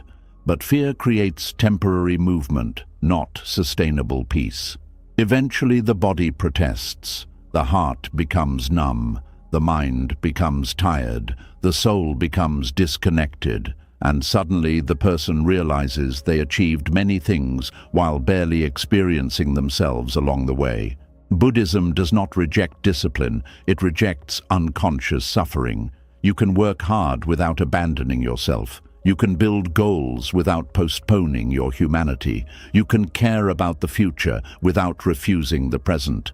This balance is deeply important, because postponed joy slowly teaches the mind that peace belongs somewhere else. And once this belief becomes strong enough, even beautiful moments feel emotionally unreachable. A person receives love but cannot fully feel it, receives praise but dismisses it immediately, receives rest but feels guilty during it, receives beauty but barely notices it. The problem is not always the absence of blessings. Sometimes it is the inability to stay present long enough to receive them. This is why awareness matters so much. Awareness allows you to notice small forms of life before they disappear. The warmth of tea in your hands, the sound of someone laughing nearby, the softness of evening light, the feeling of clean air entering your lungs. These moments may seem ordinary, but ordinary moments quietly become entire lives. And postponed joy steals them one by one. A person waiting for a bigger future often misses the small sacredness already surrounding them. Buddhist wisdom reminds people that joy does not only exist in major milestones. Sometimes it exists in stopping long enough to notice that you are alive right now, not later, not after becoming perfect, now. This does not mean forcing positivity. Buddhism is not about pretending suffering does not exist. Pain exists, loss exists, grief exists, exhaustion exists. But postponed joy adds another layer of suffering by refusing to allow any peace until all pain disappears. And pain never disappears completely. Human life includes uncertainty. So if peace depends on the total absence of difficulty, peace becomes impossible. The Buddhist path teaches something more compassionate. It teaches that peace can exist beside imperfection. A grieving person can still feel sunlight. An anxious person can still breathe deeply. A struggling person can still receive kindness. A tired person can still experience moments of beauty. Life is not divided into completely painful seasons and completely peaceful seasons. Most moments contain both. But postponed joy trains the mind to ignore all light until darkness disappears completely.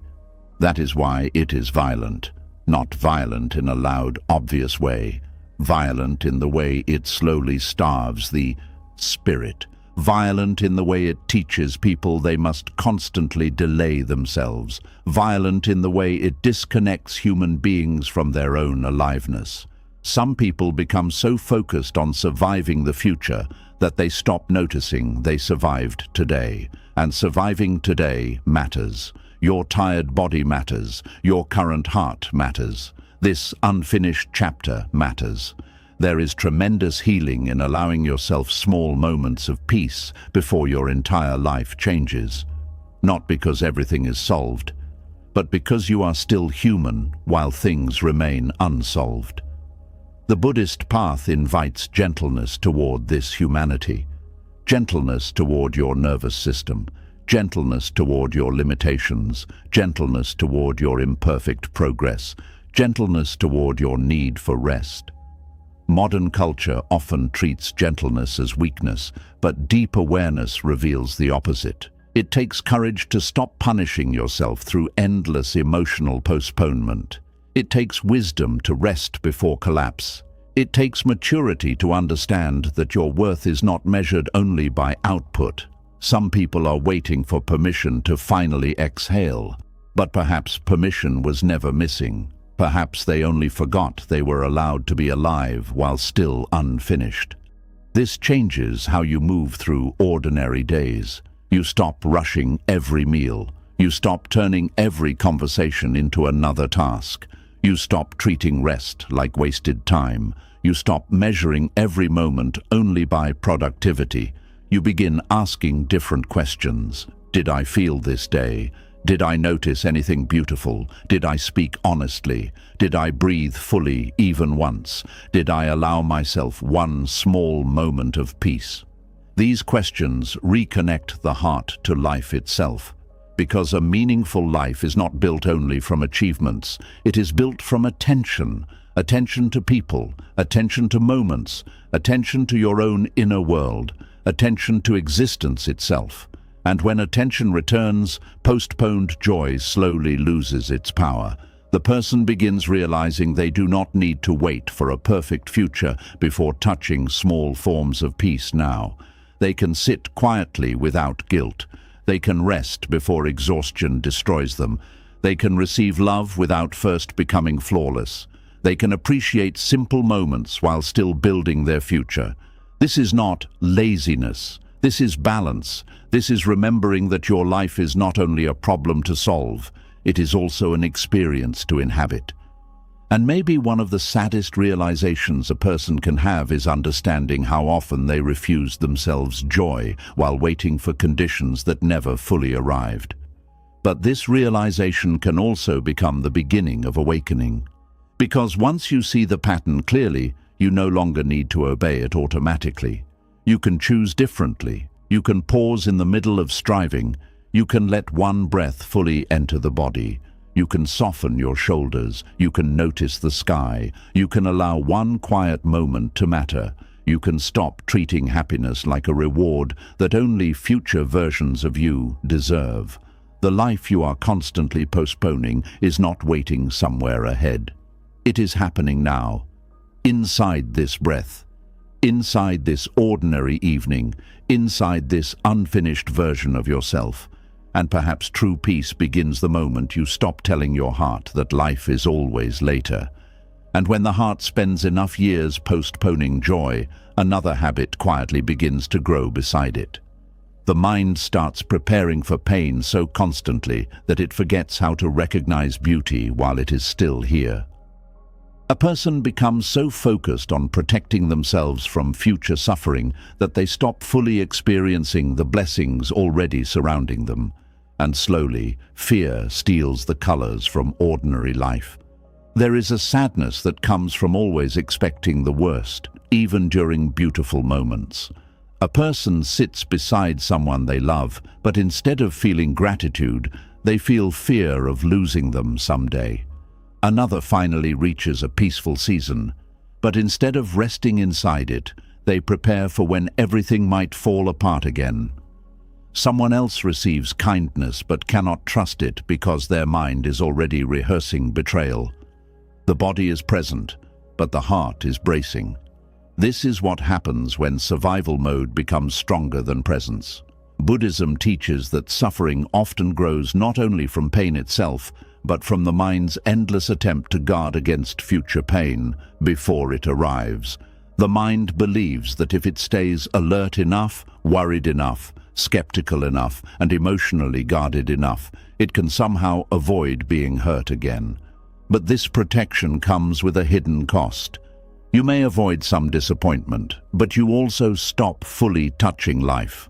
A guarded heart cannot fully receive beauty because it is too busy scanning for danger. This happens quietly over time. A person gets hurt once, so they become more careful. Then life hurts them again, so they become even more guarded. Eventually they stop entering moments openly at all. Every experience becomes filtered through caution. They prepare for rejection before speaking, prepare for abandonment before loving, prepare for failure before trying, prepare for loss while still holding what they love. And because of this, even joyful moments begin carrying fear inside them. The mind says, "Do not enjoy this too much. It may disappear. Do not trust this fully. You may get hurt. Do not become too hopeful. Life may disappoint you again." This is one of the quiet tragedies of emotional survival. The person does not realize they are slowly starving themselves of aliveness while trying to avoid pain. Buddhism does not deny suffering. It openly acknowledges impermanence. Everything changes. People leave, bodies age, seasons end, joy comes and goes. But Buddhism teaches something very different from emotional paranoia. It teaches awareness without clinging, presence without control, love without trying to imprison life into permanence. The fearful mind hears impermanence and becomes defensive. The awakened mind hears impermanence and becomes more present. That difference changes everything. When you deeply understand that life is temporary, ordinary moments become sacred instead of frightening. A conversation becomes precious. A hug becomes precious. A quiet evening becomes precious. Even simple things begin shining differently because you realize they will not last forever. But when fear controls the mind, impermanence becomes something to fight instead of something to honor. A person becomes emotionally tense during good moments because they are already grieving their ending before they even fully begin. This is exhausting. Some people have forgotten how to relax into happiness because they associate openness with vulnerability. Their nervous system learned that loving deeply leads to pain, trusting deeply leads to disappointment, hoping deeply leads to heartbreak, so they stay partially guarded all the time. But partial openness creates partial living. A person may protect themselves from certain forms of pain, but they also reduce their capacity to feel wonder, intimacy, connection, and gratitude. The mind believes it is creating safety, but often it is creating emotional distance. This can happen after betrayal, after grief, after rejection, after instability, after years of disappointment. The mind starts preparing for future suffering before life even unfolds. It becomes hyper-alert to possible danger. It studies facial expressions. It predicts mood changes. It anticipates loss. It rehearses painful scenarios repeatedly. And because the brain adapts to whatever it practices most, the person slowly becomes better at noticing threats than noticing beauty. This changes the entire texture of life. The mind no longer naturally looks for what is alive, warm, meaningful, or good. It scans for cracks, problems, risks, signs of future pain. A peaceful moment appears, and instead of entering it fully, the mind asks, "How long will this last?" A loving relationship appears, and the mind asks, "When will they leave?" A successful season appears, and the mind asks, "What if I lose everything?" The heart never truly arrives because fear keeps pulling attention toward imagined suffering. Buddhist awareness gently interrupts this pattern, not by forcing positivity and not by pretending danger does not exist. It interrupts the pattern by teaching you to meet reality directly instead of living inside projections. Reality may contain uncertainty, but projections multiply suffering far beyond what is actually happening. Right now, perhaps the person you love is still here. Right now, perhaps the sun is still touching your window. Right now, perhaps your breath is still moving gently through your body. Right now, perhaps this ordinary moment still contains life waiting to be noticed. But fear blinds people to these realities because fear is always emotionally leaning ahead. This is why presence matters so deeply. Presence allows you to receive moments before the mind poisons them with imagined endings. There are people who have spent entire vacations worrying about returning home, entire relationships worrying about abandonment, entire peaceful seasons waiting for disaster, entire conversations mentally preparing responses instead of listening. Their life becomes a hallway of emotional anticipation. The present moment rarely feels enough because the mind keeps escaping toward future pain. This creates a very painful contradiction. The person wants peace, but their habits keep training the nervous system to expect danger. Over time, safety itself begins to feel unfamiliar. Some people cannot trust peaceful moments because chaos has become emotionally normal. Stillness feels suspicious. Happiness feels temporary. Rest feels unsafe. Their body has spent so many years bracing for impact that softness feels uncomfortable. This is one reason healing requires more than changing circumstances. It requires teaching the nervous system that presence is survivable. Buddhism understands this deeply. That is why so much Buddhist practice returns to the body, the breath, walking, eating, sitting, listening. These simple practices gently retrain attention. They teach the mind to stop abandoning reality every few seconds, because beauty lives in reality, not in fearful projections. A person can stand under a beautiful sky while mentally drowning in imagined problems. Another person can sit in a small, quiet room and suddenly feel profound gratitude because attention fully returns to what is here. The difference is not always circumstance. The difference is awareness. Many people think they are protecting themselves by expecting disappointment. They believe if they stay emotionally cautious enough, future pain will hurt less. But pain still hurts, loss still hurts, grief still hurts. The heart cannot completely avoid suffering without also avoiding life itself. And strangely, trying to emotionally avoid all suffering often creates another kind of suffering entirely. Loneliness, disconnection, numbness, emotional exhaustion, the inability to receive joy fully. Buddhism teaches the middle path between attachment and avoidance. You do not cling desperately to beautiful things as if they can never change, but you also do not refuse to love them because they are temporary. You participate fully while understanding impermanence.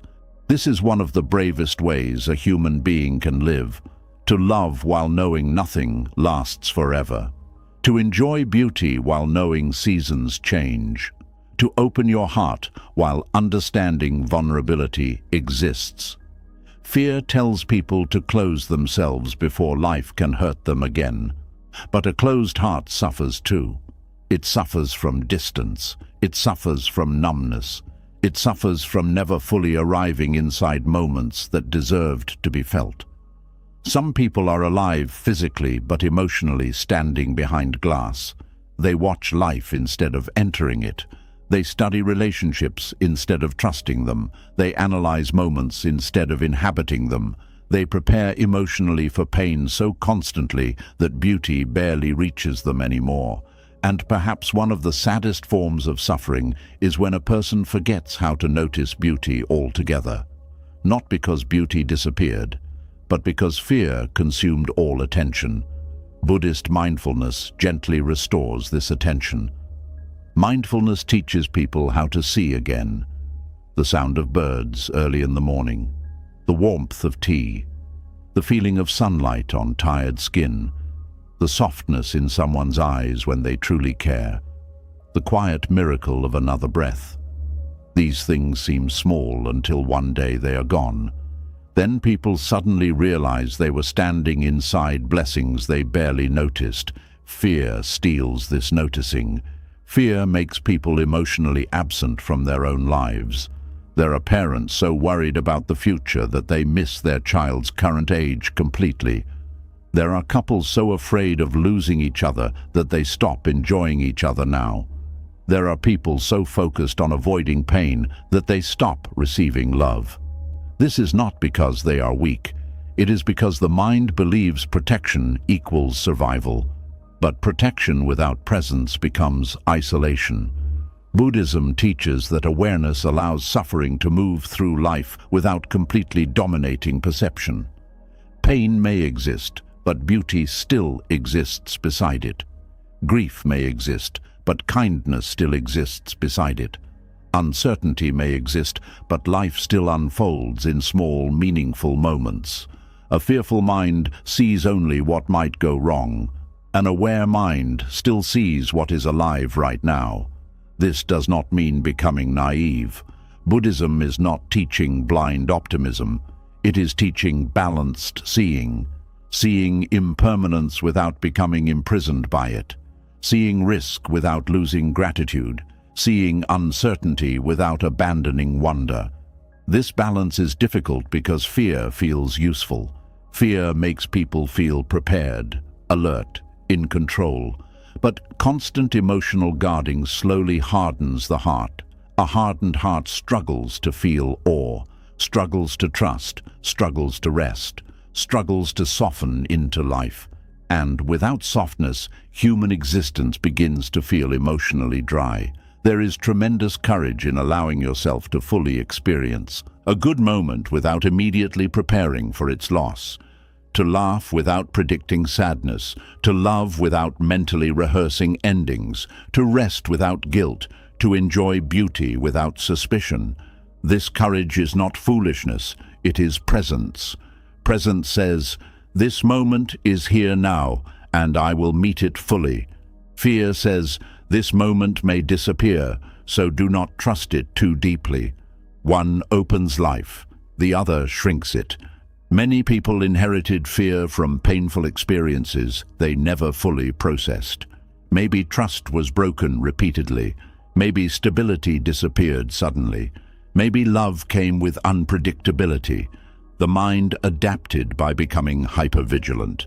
Hypervigilance can help someone survive difficult environments, but when it becomes permanent, it prevents deep peace. The body remains tense even when danger is gone. The heart keeps preparing for impact even during gentle moments. This is why healing often feels unfamiliar at first. A calm nervous system may feel strange. A peaceful relationship may feel suspicious. A stable life may feel boring to someone accustomed to chaos. The mind keeps searching for hidden danger because danger became emotionally familiar. Buddhist awareness slowly loosens this conditioning, not through force, but through repeated return to direct experience. You notice the fear, you notice the tightening, you notice the mental rehearsal, and instead of disappearing into it completely, you breathe. You return to what is actually happening. You allow the body to soften slightly. You allow this moment to exist without immediately turning it into tragedy. This is sacred work, not dramatic work, quiet work, the kind that happens while washing dishes, while sitting quietly, while listening fully, while catching yourself preparing for pain in the middle of a beautiful moment and gently choosing presence instead. Over time, this changes perception. Beauty becomes visible again, not because suffering vanished, but because fear no longer controls all attention. You start noticing things you once rushed past. The kindness of strangers, the peacefulness of silence, the resilience inside your own body, the fact that you survived things you once thought would destroy you, the fact that life still offers moments of tenderness even after heartbreak. This is deeply important because fearful living narrows the soul. It reduces existence to threat management. The person stops asking, "What beauty exists here?" and only asks, "What danger exists here?" Buddhism widens perception again. It reminds you that reality contains more than fear, more than future suffering, more than uncertainty. Reality also contains life itself, and life itself deserves attention. One of the most painful truths about preparing constantly for pain is that someday real loss will still come anyway. No amount of emotional rehearsal completely removes grief when someone dies. No amount of worry fully protects the heart from heartbreak. No amount of anticipation erases the ache of change. So if suffering eventually arrives regardless, why spend your entire life grieving things before they happen? Why lose today's beauty to tomorrow's imaginary sorrow? This question matters deeply because many people are mourning futures that do not even exist yet, and while they mourn, real life quietly waits beside them unnoticed. The Buddhist path calls people back from this invisible tragedy, back to this ordinary sacred moment, back to this breath, back to this life before fear steals all of it. You do not need to stop caring deeply in order to suffer less. You do not need to become emotionally numb. You do not need to harden your heart against love. You simply need to stop abandoning the present in service of imagined future pain. That shift changes the quality of existence itself. You begin enjoying conversations while they happen instead of fearing when they will end. You begin appreciating your body while it is still carrying you. You begin noticing peaceful moments instead of mentally escaping them. You begin allowing joy to exist without immediately preparing for disaster. And perhaps this is one of the deepest forms of wisdom Buddhism offers. Not the wisdom of avoiding all suffering, but the wisdom of remaining awake enough to still see beauty while life remains uncertain. Because uncertainty has always existed, and still flowers bloom. Still laughter appears unexpectedly. Still kindness survives. Still people love each other. Still sunsets arrive quietly at the end of difficult days. Still life continues offering moments worth noticing. The fearful mind misses many of these moments because it is too busy preparing armor. But armor also blocks warmth. And maybe true healing begins when you realize that protecting yourself from every possible wound is not the same thing as living. Living requires openness, presence, attention, the willingness to feel beauty before it disappears, the courage to receive joy while it is still here, the humility to understand that life has never promised permanence, yet still offers moments of extraordinary grace anyway. And perhaps peace begins the moment you stop preparing for pain long enough to finally notice how much beauty has been waiting patiently beside you all along. And once a person begins noticing how fear can blind them to beauty, another painful pattern slowly becomes impossible to ignore. The mind does not only prepare for pain occasionally. For many people, it lives permanently ahead of the body. It wakes up already worried about tomorrow. It eats while thinking about next week. It lies down at night rehearsing conversations, disasters, responsibilities, and problems that do not even exist yet. And over time, the body starts carrying the exhaustion of futures it has never actually lived. There is a kind of tiredness that comes from constantly living 3 steps ahead of your own life. The body may be sitting quietly in a safe room, but the mind is already arguing with someone, fixing a future crisis, preparing for failure, replaying mistakes, or trying to predict outcomes that have not happened. This creates a strange experience where a person looks physically still but feels internally chased. The nervous system cannot fully rest because the mind never truly arrives. Buddhism teaches that much of human suffering comes from mental proliferation. One thought appears, and the mind builds an entire world around it. A small uncertainty becomes a future catastrophe. A simple problem becomes 10 imagined disasters. A delayed message becomes rejection. A difficult conversation becomes a ruined future. The mind races ahead, trying to secure safety before life even unfolds. And while the future remains imaginary, the stress becomes real inside the body. The heart beats faster, the shoulders tighten, the jaw hardens, the stomach twists. Sleep becomes shallow, breathing becomes shorter. The body responds as if danger is already here. This is why anxiety can feel so physically exhausting even when nothing visible is happening. The body is burning energy, reacting to imagined futures over and over again. Many people believe anxiety only exists in the mind, but anxiety eventually moves into the muscles, the breath, the nervous system, and even the way a person walks through ordinary moments. A person living 3 steps ahead rarely feels fully settled anywhere because their attention keeps escaping the present. They walk while thinking about the destination. Eat while thinking about work. Rest while thinking about tomorrow. Listen while preparing responses. Pray while worrying. Even peaceful moments become mentally crowded. This constant mental movement slowly drains the body because human beings were not designed to carry endless futures all at once. The mind says, "What if this happens next week?" Then immediately, "What if that creates another problem?" Then another thought appears. Then another. The person mentally lives through multiple imaginary versions of life before the real day even begins. And perhaps the saddest part is that many people become so used to this state that they no longer recognize it as suffering. It simply feels normal. Constant inner pressure becomes normal. Racing thoughts become normal. Tension becomes normal. Exhaustion becomes normal. But Buddhism gently reveals something important. Just because a mental state is familiar does not mean it is healthy. The anxious mind believes staying ahead equals staying safe. If I think about every possible outcome, maybe nothing will surprise me. If I mentally prepare enough, maybe I can avoid pain. If I stay alert constantly, maybe I can finally relax later.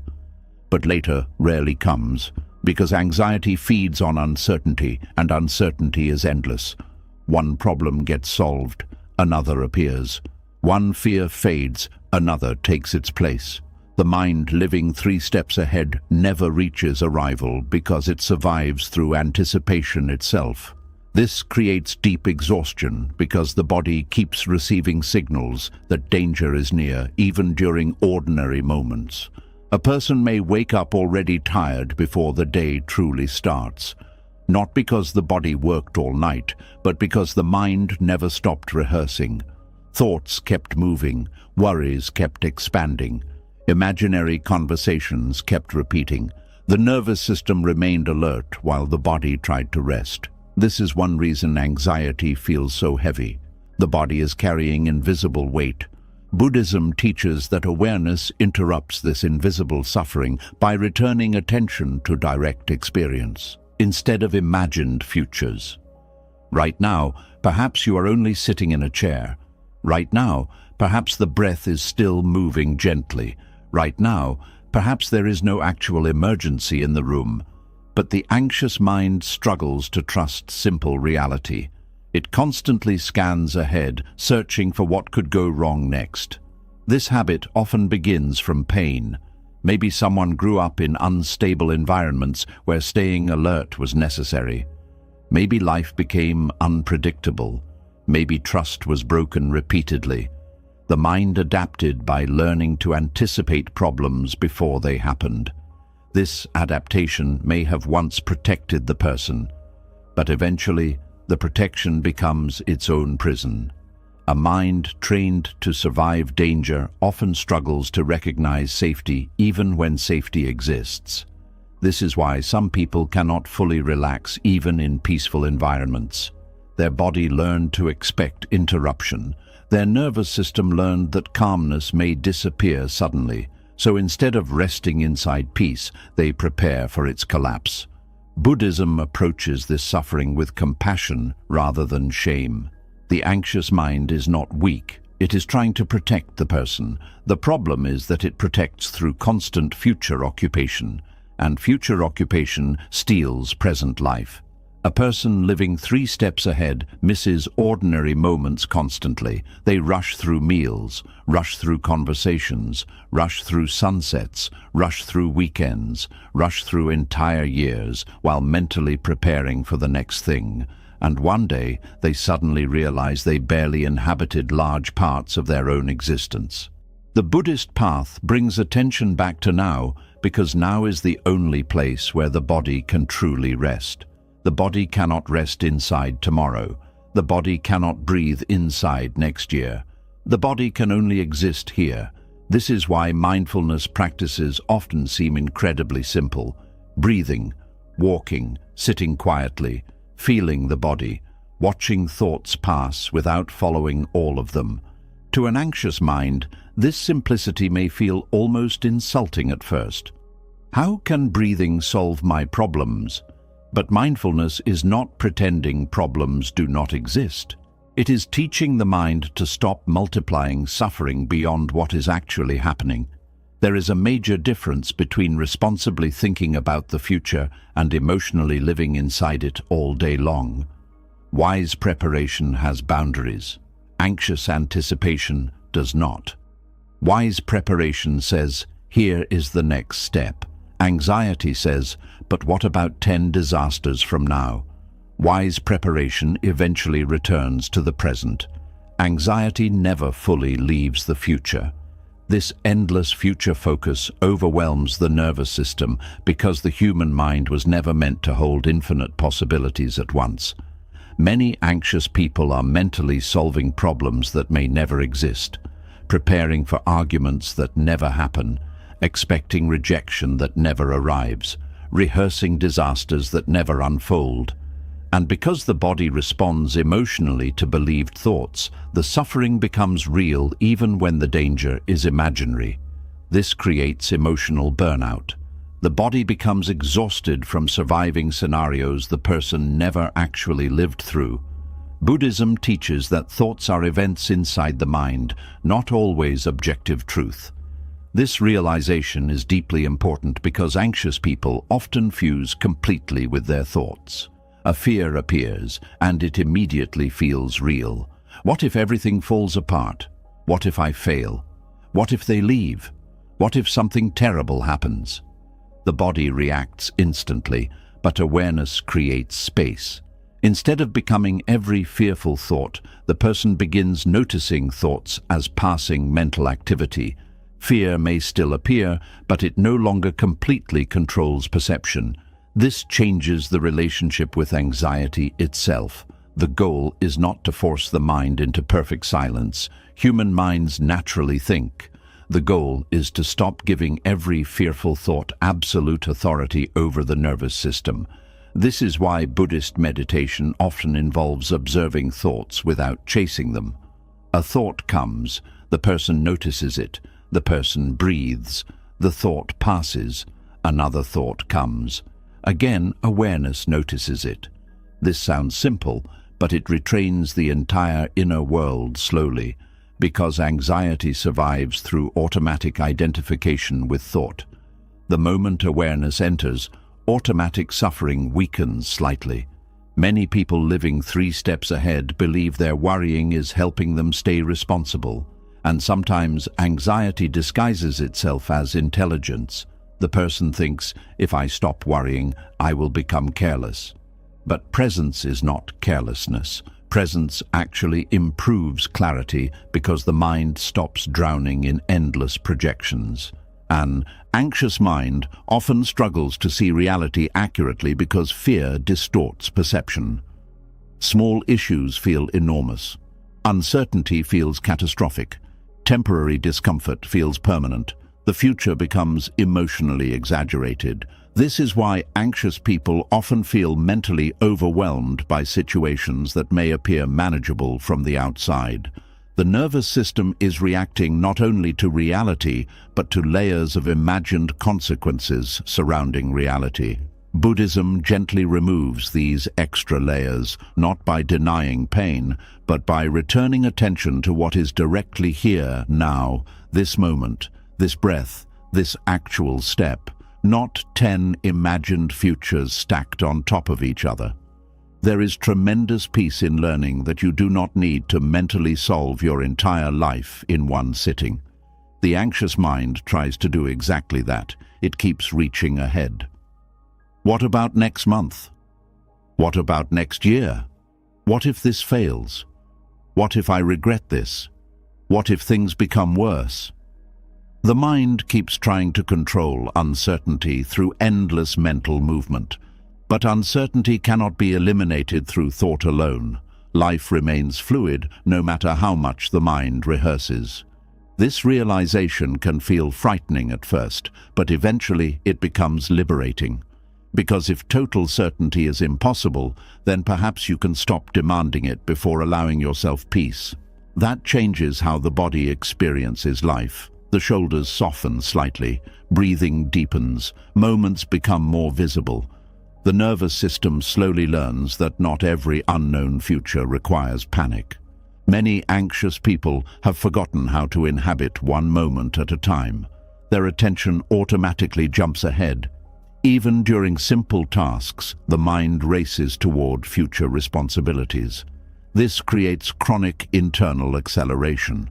The person may look calm externally while internally running constantly. Buddhism slows this acceleration by reconnecting awareness to the body itself. The feeling of feet touching the ground, the sensation of air entering the lungs, the sound of water, the movement of walking, the warmth of food. These small anchors pull attention away from imaginary futures and back toward reality. Reality is usually much smaller than anxiety predicts. Right now, maybe you only need to answer one message. Right now, maybe you only need to rest for 10 minutes. Right now, maybe you only need to finish one task instead of mentally carrying 20.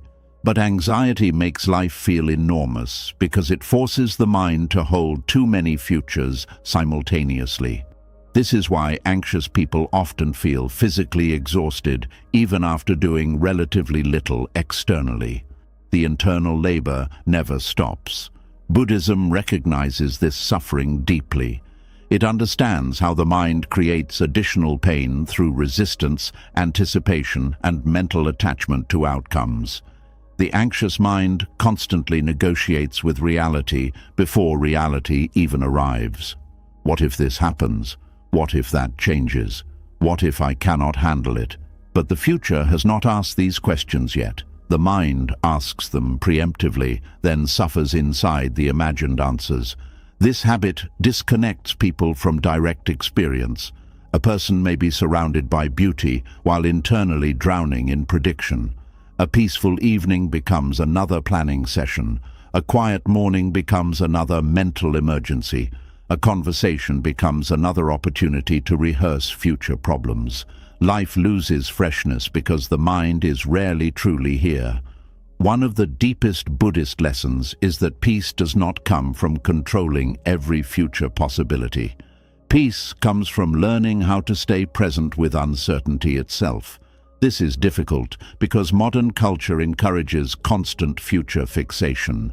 People are rewarded for always thinking ahead, always optimizing, always preparing, always hustling, but very few people are taught how to actually arrive inside their own lives.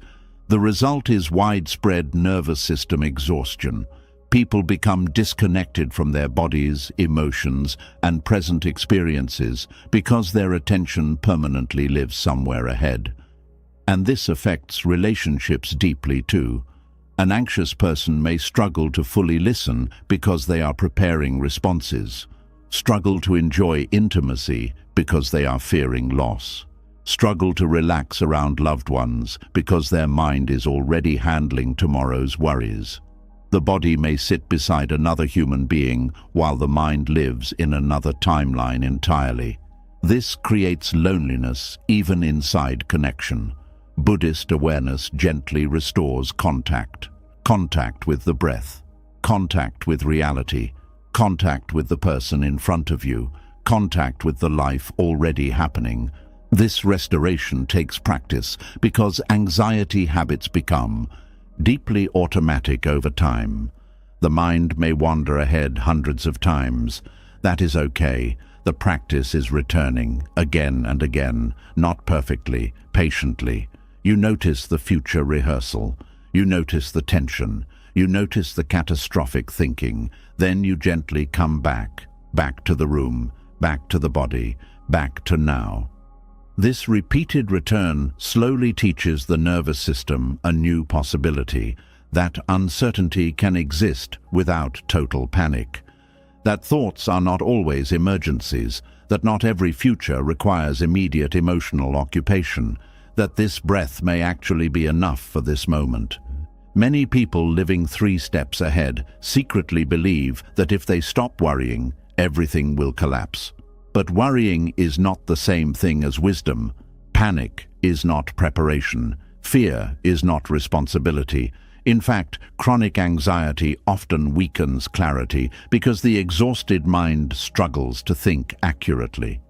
Rested awareness sees more clearly than frantic overthinking. This is why Buddhist practice values stillness so deeply. Stillness allows perception to settle, like muddy water becoming clear when movement stops. An anxious mind constantly stirs the water. Every future possibility becomes another disturbance. Stillness allows the mind to finally see what is actually here, and what is here is often much simpler than fear predicted. Perhaps this moment only asks for honesty, or rest, or patience, or one small step, not complete mastery over the future. There is freedom in realizing you do not need to mentally live tomorrow before tomorrow arrives. You are allowed to meet life gradually. You are allowed to discover things as they unfold. You are allowed to not know everything yet. This softens the body tremendously. The anxious mind wants guarantees before movement. Presence allows movement without full guarantees. That is courage, not the absence of fear, but the refusal to abandon yourself inside fear. Some people spend so much time rehearsing future suffering that they forget they are still alive today, still breathing, still capable of noticing beauty, still capable of feeling warmth, kindness, sunlight, music, love, and quiet moments of peace. Anxiety narrows perception until survival becomes the only thing visible. Buddhist awareness widens perception again, not by removing uncertainty, but by returning attention to life itself, the tea in your hands, the evening sky, the sound of rain, the breath entering your lungs right now. These things may seem ordinary, but ordinary moments are where life actually happens, not in imagined futures, not in catastrophic mental rehearsals. Here, and perhaps this is the deepest exhaustion of living 3 steps ahead. The body keeps carrying a future the soul has not even reached yet. But the future cannot be fully lived in advance, only feared in advance. Life itself can only be lived when it finally becomes now. That is why Buddhism keeps returning to presence, because presence interrupts the endless race toward imagined disaster. Presence says, this moment is enough to meet right now. Not forever, not perfectly, just now. And maybe peace begins the moment you stop forcing your body to survive futures your life has not even entered yet. And after years of living 3 steps ahead, constantly rehearsing futures that have not arrived, Many people become trapped in another exhausting habit they barely notice anymore. They begin bargaining with life itself. Every moment becomes a negotiation. Every task becomes resistance. Every breath becomes tied to conditions. The mind quietly says, "I will be okay," when? And that sentence never seems to end. There is a deep exhaustion that comes from constantly arguing with reality in your own head. A person wakes up already negotiating with the day. I will feel peaceful once I finish everything. I will relax once people understand me. I will stop worrying once the future becomes clear. I will finally rest once life becomes easier. But life keeps moving while the negotiation never ends. This is one of the hidden forms of suffering Buddhism points toward so clearly.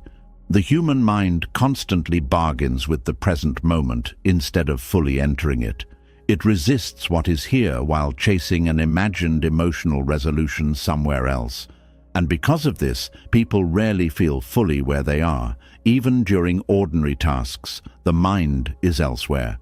Washing dishes while mentally fighting tomorrow. Walking while replaying yesterday, working while resenting the work, resting while feeling guilty for resting, talking while preparing the next response. The body performs life, but the mind refuses to settle into it.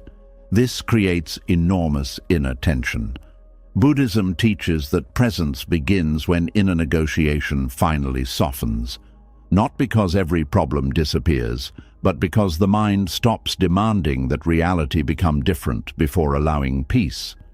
This changes the entire relationship with existence. Many people do not realize how much energy they spend resisting simple moments. They resist boredom, resist uncertainty, resist discomfort, resist unfinishedness, resist silence, resist waiting, resist difficult emotions, resist ordinary tasks, resist the pace of life itself, and resistance drains the spirit. A person may spend more energy fighting reality mentally than actually living reality directly. This is why small tasks can feel emotionally heavy. The task itself is often not the deepest problem. The problem is the mental argument surrounding the task. I do not want to do this. This should not be happening. I should be further ahead by now. My life should feel different. Things should be easier. The mind creates endless friction against what already exists. Buddhism gently teaches another possibility. What happens if you stop arguing with this moment for one breath? Not forever, just for one breath. What happens if you simply wash the dish, simply answer the message, simply sit with the sadness, simply walk through the uncertainty without demanding immediate escape? This is not passive surrender. It is presence. Presence is the end of inner negotiation, because presence stops trying to emotionally bargain with reality every second. The anxious mind constantly says, "I will allow myself peace later." Presence says, "Can I meet this moment now?"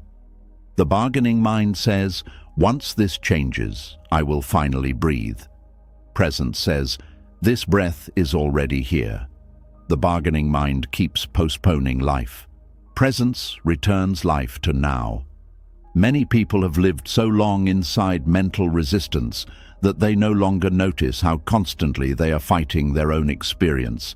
Even while doing simple things, there is pressure. Pressure to hurry, pressure to become more, pressure to solve everything immediately, pressure to escape discomfort, pressure to fix the future. This pressure creates chronic exhaustion because the nervous system never fully receives permission to settle. The body becomes trapped in subtle survival mode. Even rest becomes tense. Even weekends become planning sessions. Even peaceful evenings become opportunities for overthinking. The mind keeps negotiating with life instead of inhabiting it. Buddhism points toward radical simplicity. Not simplistic thinking, but direct contact with reality before thought complicates it. This cup, this breath, this step, this moment, this day. That simplicity feels strange to many people because modern life trains human beings to constantly chase mental stimulation. The mind becomes addicted to complexity, prediction, comparison, and endless internal commentary. But presence cuts through the noise gently. It asks, what is actually happening right now? Not what may happen, not what happened years ago, right now. And often, reality is much smaller than the mind's endless narrative. Perhaps right now there is only breathing, only sitting, only listening, only feeling tired, only being human for one ordinary moment.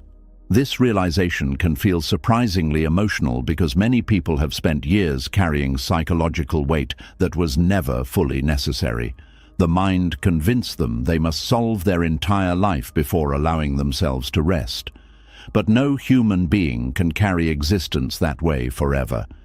Eventually the body protests, the spirit becomes numb, joy disappears, the nervous system becomes overwhelmed, and the person quietly loses touch with simple aliveness. Inner negotiation often begins from fear, fear of failure, fear of rejection, fear of uncertainty, fear of not being enough. So the mind bargains constantly, trying to create emotional certainty before relaxing. If this works out, then I will feel safe. If they approve of me, then I will feel worthy. If the future becomes clear, then I will stop worrying. But external life keeps changing, so peace built on conditions always remains fragile. Buddhism teaches that lasting peace cannot depend entirely on controlling circumstances. It must include the ability to remain present even when life remains unfinished. This is deeply important because life is almost always unfinished. There is usually another responsibility, another uncertainty, another challenge, another conversation, another problem waiting somewhere ahead. If peace depends on eliminating every unfinished thing, peace never truly arrives. The mind keeps moving the conditions. Just one more thing. Just one more achievement. Just one more solution. And the heart stays trapped in emotional postponement. Presence interrupts this cycle by removing the negotiation itself, not because everything becomes perfect, but because awareness stops demanding perfection before allowing this moment to exist peacefully. This changes how ordinary life feels.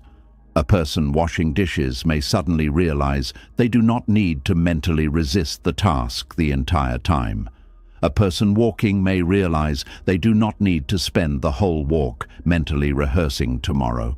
A person resting may realize they do not need to earn every moment of stillness through exhaustion first. These seem like small shifts, but they completely change the nervous system. Because resistance creates tension, presence softens tension.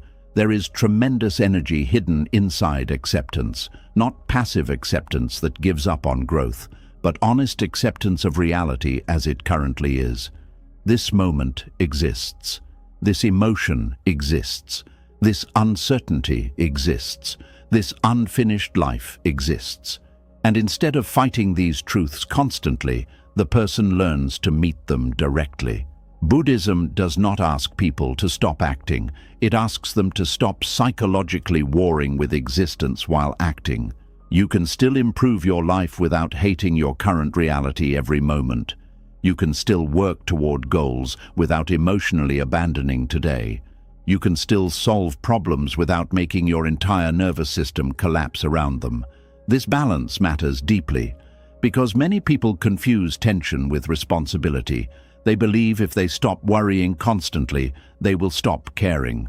But presence is not indifference. Presence often creates clearer action because the mind is no longer drowning inside emotional resistance.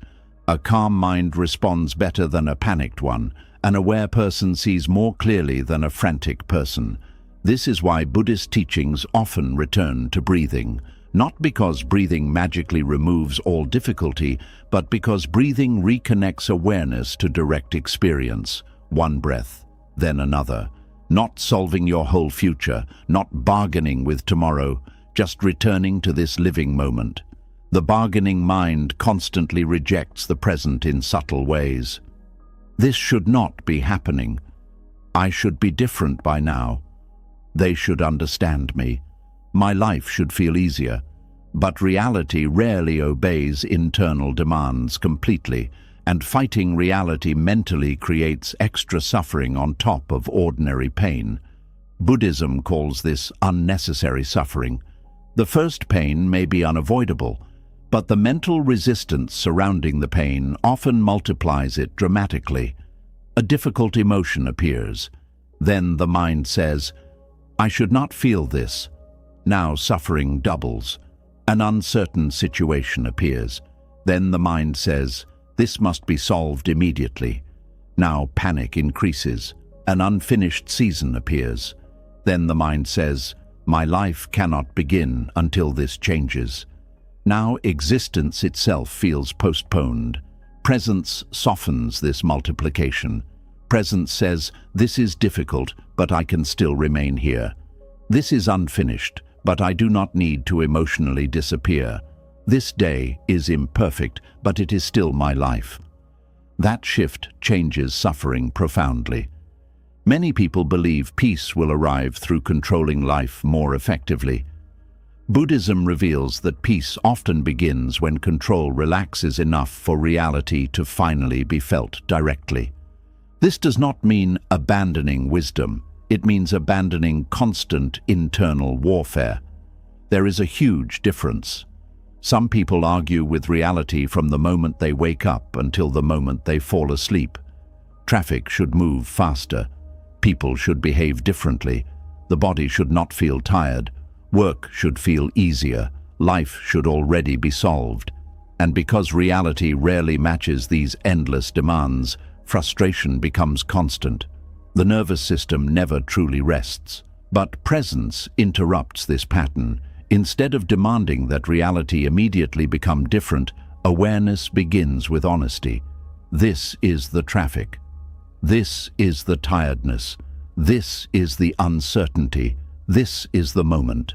And strangely, this honesty creates more peace than endless resistance ever could, because resistance keeps the mind trapped in what should be. Presence reconnects the mind to what is. This is why presence feels so relieving to the exhausted spirit. The exhausted spirit is tired of negotiating constantly, tired of proving, tired of resisting, tired of rehearsing, tired of mentally carrying entire futures. Presence finally says, "You can put some of this down now. Not forever, just now. That is enough." The Buddhist path is filled with ordinary moments because awakening happens inside ordinary moments, not outside life, inside life, inside dishes, inside breathing, inside conversations, inside waiting rooms, inside uncertainty, inside this unfinished day. Many people search for peace through dramatic future transformation while ignoring the simple doorway available constantly. Attention, this breath, this task, this step, this listening. The mind keeps searching far away while peace waits quietly in direct contact with what already exists. Inner negotiation also damages relationships deeply. A person cannot fully listen while internally bargaining with every conversation, cannot fully love while mentally negotiating outcomes constantly, cannot fully connect while emotionally preparing for future disappointment. The mind living in negotiation mode keeps asking, what will happen next? Presence asks, can I fully meet this person now? That changes connection entirely. People feel when they are truly being met. They feel when attention is fully here. And perhaps one of the greatest gifts presence offers is full attention. Not partial attention, not distracted attention, not anxious attention. Real presence. In a world filled with psychological absence, true presence feels almost sacred. The bargaining mind struggles to understand this because it always wants something else first, something better, something safer, something clearer. But presence does not wait for life to become another life. Presence enters this one. This is why Buddhist teachings often emphasize simplicity so strongly. Drink tea while drinking tea. Walk while walking. Listen while listening. These teachings are not childish. They are medicine for a fragmented mind. A fragmented mind is always somewhere else. Presence reunites the person with their own existence. This reunion can feel emotional because many people realize how long they have been absent from themselves. Years spent mentally negotiating instead of inhabiting, years spent resisting instead of noticing, years spent waiting instead of arriving, and yet the breath remained available the entire time. Life remained available the entire time, not perfect life, real life. The life happening quietly underneath all the mental noise. There is freedom in realizing you do not need to emotionally solve existence before participating in it. You do not need to negotiate every moment into perfection. You do not need to wait for complete certainty before breathing fully. You do not need to force reality into your preferred shape before allowing yourself peace. You can simply meet this day, this task, this emotion, this unfinished chapter. Presence becomes possible the moment the inner argument softens.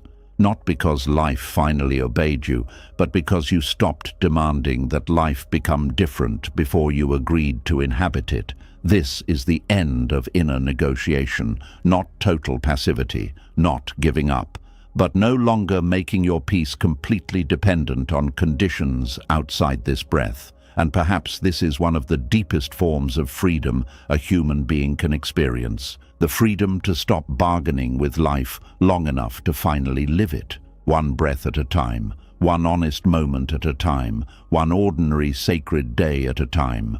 And when the mind finally grows tired of negotiating with life every second, another fear often rises quietly underneath everything else. It is the fear of stepping forward before feeling completely ready. The fear that says, not yet. You still need more certainty, more confidence, more healing, more preparation before you can truly begin. And so life stays paused while the heart keeps waiting for permission. There is a silent grief in always feeling one step away from readiness. A person wants to start, but the mind says they need more time. Wants to speak, but the mind says they need more confidence. Wants to love, but the mind says they need more healing first. Wants to change their life, but the mind says they are still too uncertain, too imperfect, too unprepared. And because of this, many people spend years standing at the edge of their own lives without fully entering them. The fear of being unready is one of the deepest invisible prisons the human mind creates. It sounds responsible, it sounds wise, it even sounds mature sometimes, but beneath it is often something much more painful: the fear of failing publicly, the fear of making mistakes, the fear of not being enough once reality begins, the fear that if you step forward before becoming perfect, life will expose your weaknesses.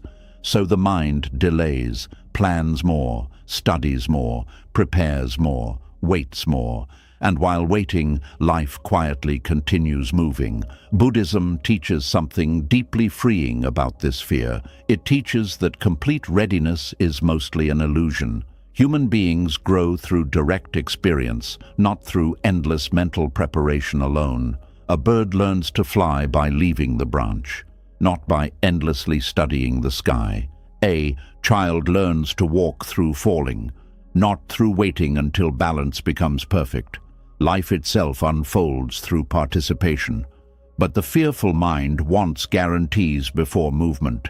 It says, I will begin once I know for sure I will succeed. Yet life has never offered that kind of certainty to anyone. Even wise people step into unknowns. Even strong people feel fear. Even peaceful people sometimes begin things with shaking hands. This is important because many people secretly believe fear means they are not ready. But fear is often simply proof that something matters deeply to the heart. The Buddhist path does not ask you to eliminate uncertainty before acting. It teaches you how to move gently with uncertainty still present. That changes everything. Because suddenly, courage is no longer the absence of fear. Courage becomes the willingness to remain present while fear exists. Many people waste years trying to become emotionally invincible before beginning their lives. They think they must fully heal before loving again, fully understand themselves before taking action, fully remove anxiety before speaking honestly, fully solve their insecurities before being seen. But human beings are rarely fully resolved before important moments begin. A person may still feel afraid while starting over, still feel uncertain while changing direction, still feel wounded while learning to trust again, still feel imperfect while stepping into meaningful work. This does not mean they are failing, it means they are human. The fear of being unready often comes from perfectionism disguised as caution. The mind says, "You need to become more before you deserve to begin." But this creates endless delay because perfection constantly moves further away. There is always another skill to master, another fear to remove, another flaw to fix, another reason to postpone action, and eventually the person becomes trapped inside preparation itself. Buddhism gently interrupts this cycle by bringing awareness back to direct reality. What if readiness is not a feeling you wait for? What if readiness grows through the act of showing up imperfectly? This question softens something deep inside the anxious mind. Because many people are secretly exhausted from trying to become flawless before allowing themselves to live honestly, the Buddhist understanding of impermanence changes the entire relationship with readiness. Since life constantly changes, complete preparation becomes impossible anyway. You cannot fully prepare for every conversation, every transition, every heartbreak, every opportunity, every season of existence. Life moves too unpredictably. Bodies change unexpectedly. Relationships evolve unexpectedly. Circumstances shift unexpectedly. And because of this, waiting for total certainty often means waiting forever. The mind believes preparation will eventually remove vulnerability completely, but vulnerability is woven into being alive itself. To love is vulnerable. To begin is vulnerable. To trust is vulnerable. To create is vulnerable. To be seen honestly is vulnerable. There is no fully armored path into meaningful living. This realization may sound frightening at first, but eventually it becomes liberating. Because if vulnerability cannot be removed completely, then perhaps you no longer need to delay your life trying to eliminate it first. You can begin while still human. Many people think spiritual growth means becoming fearless. Buddhism teaches something more compassionate. Spiritual growth often means becoming less controlled by fear, even when fear still visits the mind. Fear may appear, uncertainty may appear, doubt may appear, but awareness allows you to continue moving gently without surrendering your entire life to hesitation. This is deeply important because hesitation slowly becomes identity for many people. A person starts seeing themselves as someone who almost begins, almost speaks, almost changes, almost lives fully, but always waits slightly longer, and over time the nervous system becomes conditioned toward avoidance. The mind learns that postponement feels safer than movement, yet postponement has its own hidden suffering: regret, stagnation, emotional numbness, the painful feeling of watching life pass while remaining psychologically stuck at the doorway. Buddhism does not force people violently into action. It teaches mindful participation, one breath, one step, one honest movement forward. The mind often imagines beginnings must be dramatic, but many meaningful transformations begin quietly. One difficult conversation, one moment of honesty, one application submitted despite fear, one boundary spoken, one morning of getting out of bed after grief, one act of trust after disappointment. These small acts matter because they slowly retrain the mind away from endless hesitation. The fearful mind says, "You are not ready." Presence says, "You are here."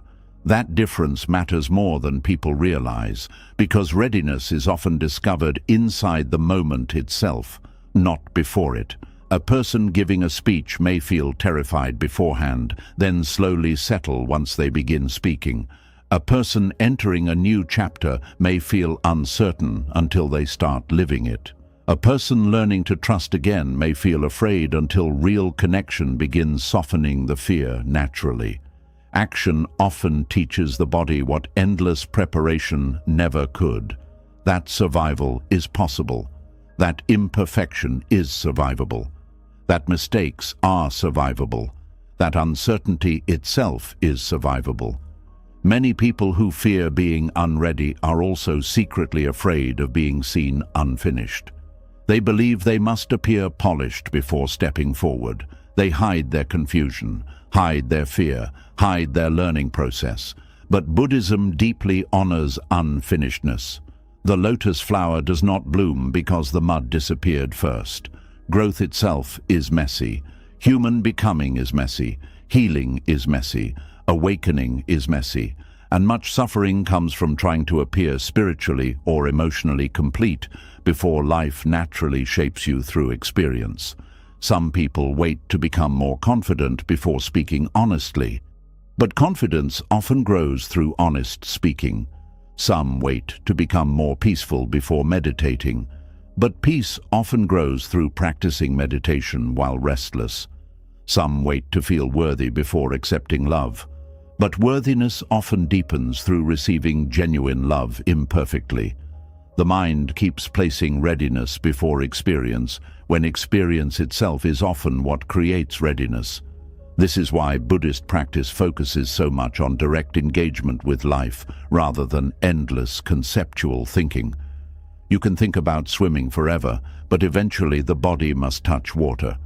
And touching water changes understanding completely. There are truths life only teaches through participation. No amount of preparation fully teaches love before loving. No amount of planning fully teaches courage before risk.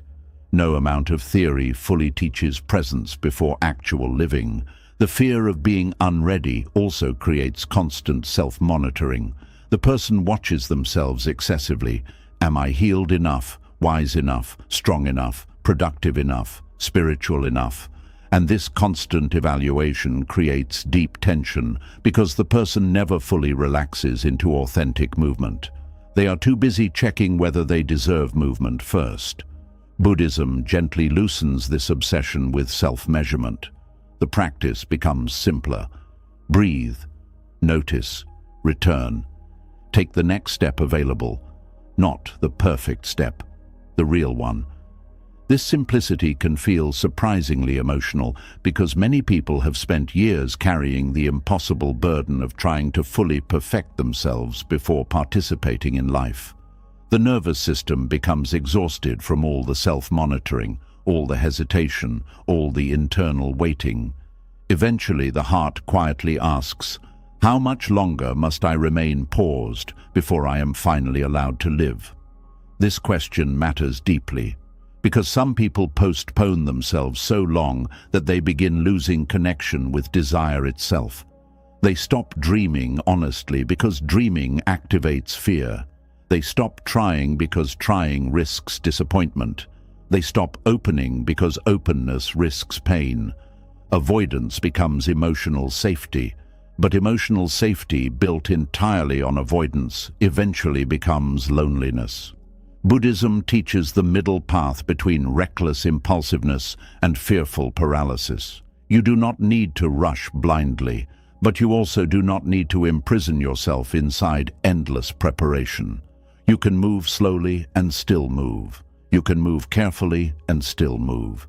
You can move while afraid and still move. This is the wisdom of embodied courage, not dramatic courage, not loud courage. Quiet courage, the courage to remain present while uncertain, the courage to begin while unfinished, the courage to take one real step without demanding guarantees from life first. Many people secretly believe everyone else feels more prepared than they do. But most human beings enter important moments without full certainty.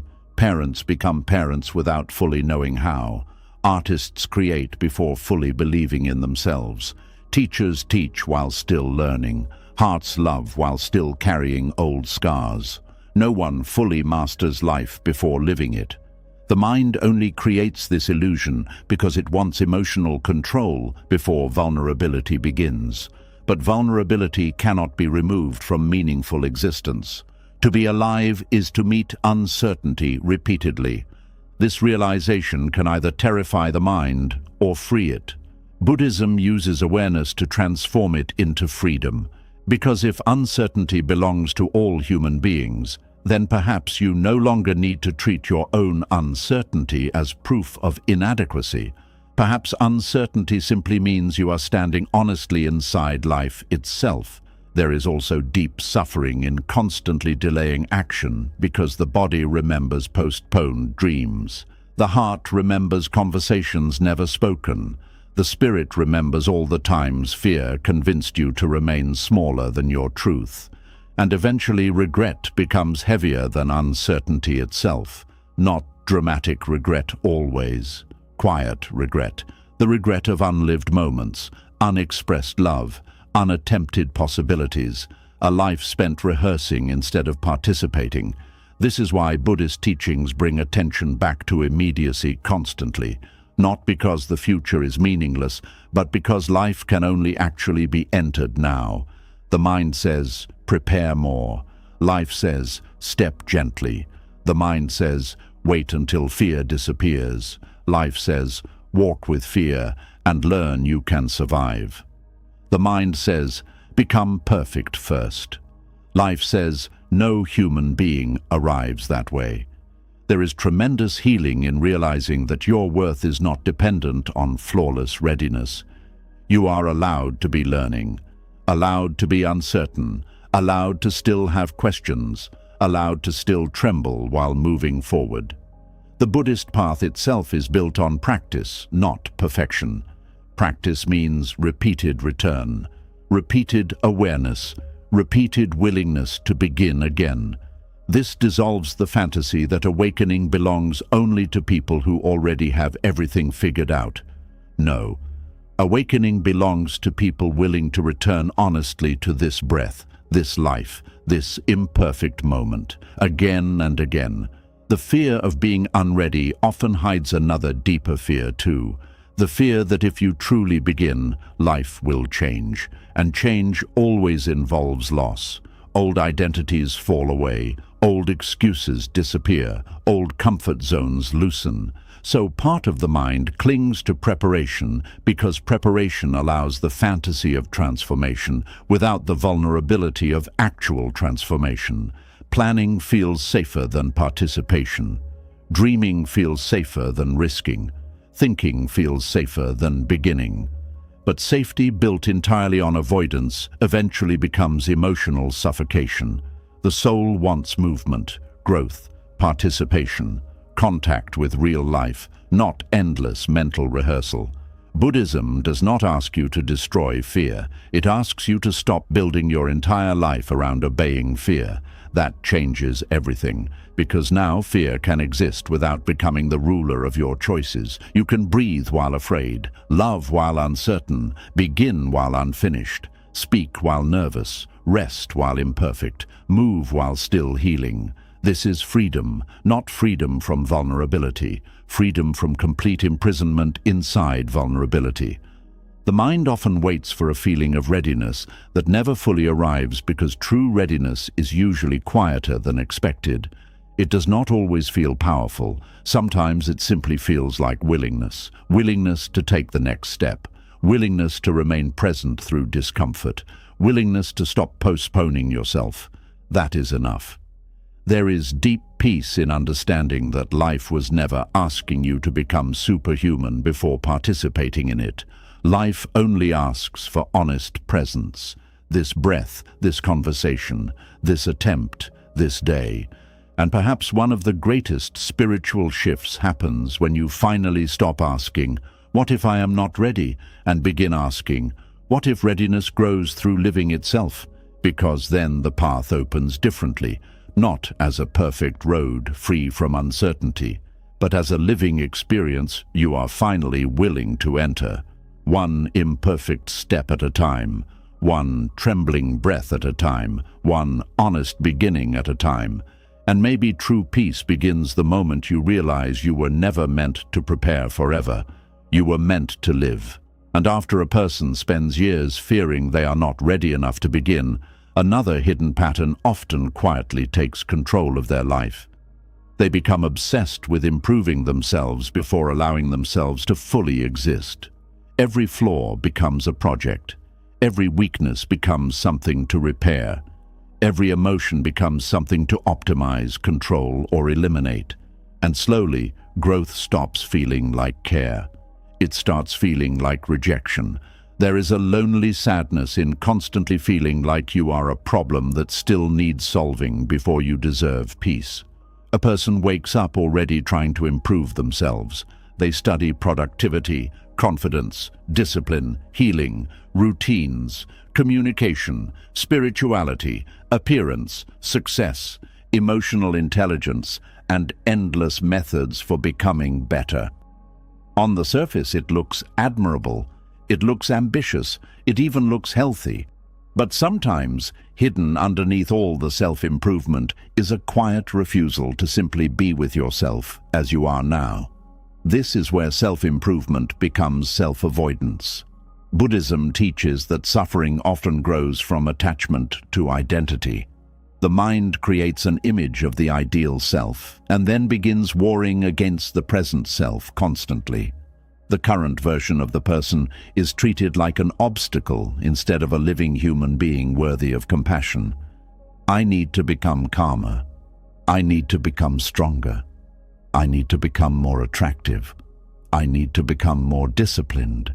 I need to become more healed. The mind keeps creating conditions before allowing self-acceptance, and because perfection never fully arrives, peace remains postponed forever. This creates an exhausting inner relationship where the person constantly monitors themselves. Every interaction becomes self-analysis. Every mistake becomes proof of inadequacy. Every emotion becomes something suspicious that must be corrected immediately. Instead of living, the person becomes trapped inside endless self-evaluation. Buddhism does not reject growth. Growth is natural. Learning is beautiful. Healing matters. Discipline matters. Wisdom matters. But there is a profound difference between growing from love and trying to improve yourself because you secretly believe you are unworthy as you are. One path creates peace. The other creates quiet, emotional violence. Many people enter self-improvement because they are hurting. They feel insecure, lost, rejected, anxious, lonely, or ashamed. So they begin searching for ways to become better. And sometimes this journey genuinely helps them. They learn healthier habits. They become more aware. They become more responsible for their lives. But without noticing it, the mind can slowly become addicted to fixing itself. A person no longer feels alive unless they are improving something. Rest feels unproductive. Stillness feels threatening. Simple existence feels insufficient. There must always be another problem to solve within themselves. And because of this, they never truly arrive. This is one of the hidden dangers of endless self-improvement culture. It teaches people to constantly chase another version of themselves without ever learning how to sit compassionately beside the person already here. The mind says, "You are almost enough." But almost enough is still suffering. Buddhism teaches radical awareness of the present self, not endless obsession with becoming someone else. Awareness means seeing clearly without hatred, seeing your fear without becoming consumed by it, seeing your flaws without turning yourself into an enemy, seeing your wounds without believing they remove your worth. This changes the entire emotional atmosphere inside a person, because many people are internally cruel to themselves in ways they barely notice. They speak to themselves harshly, judge themselves constantly, compare themselves endlessly, withhold rest from themselves, withhold compassion from themselves, and then they call it motivation. But fear-based self-improvement creates nervous system exhaustion. The person never feels emotionally safe inside their own mind because the mind constantly demands another upgrade before allowing peace. This is why some people become deeply successful externally, yet still feel internally restless. Achievement did not solve the deeper wound, because the wound was never only about success.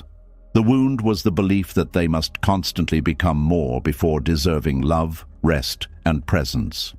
The Buddhist path gently interrupts this belief, not by encouraging passivity, but by asking something deeply uncomfortable.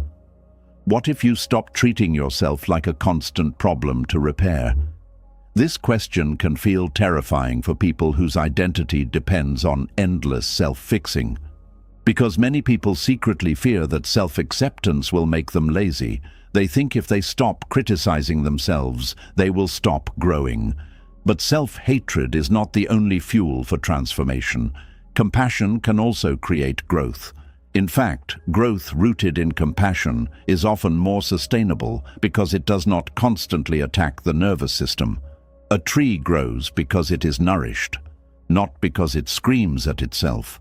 Yet many people try to force themselves into healing through inner violence.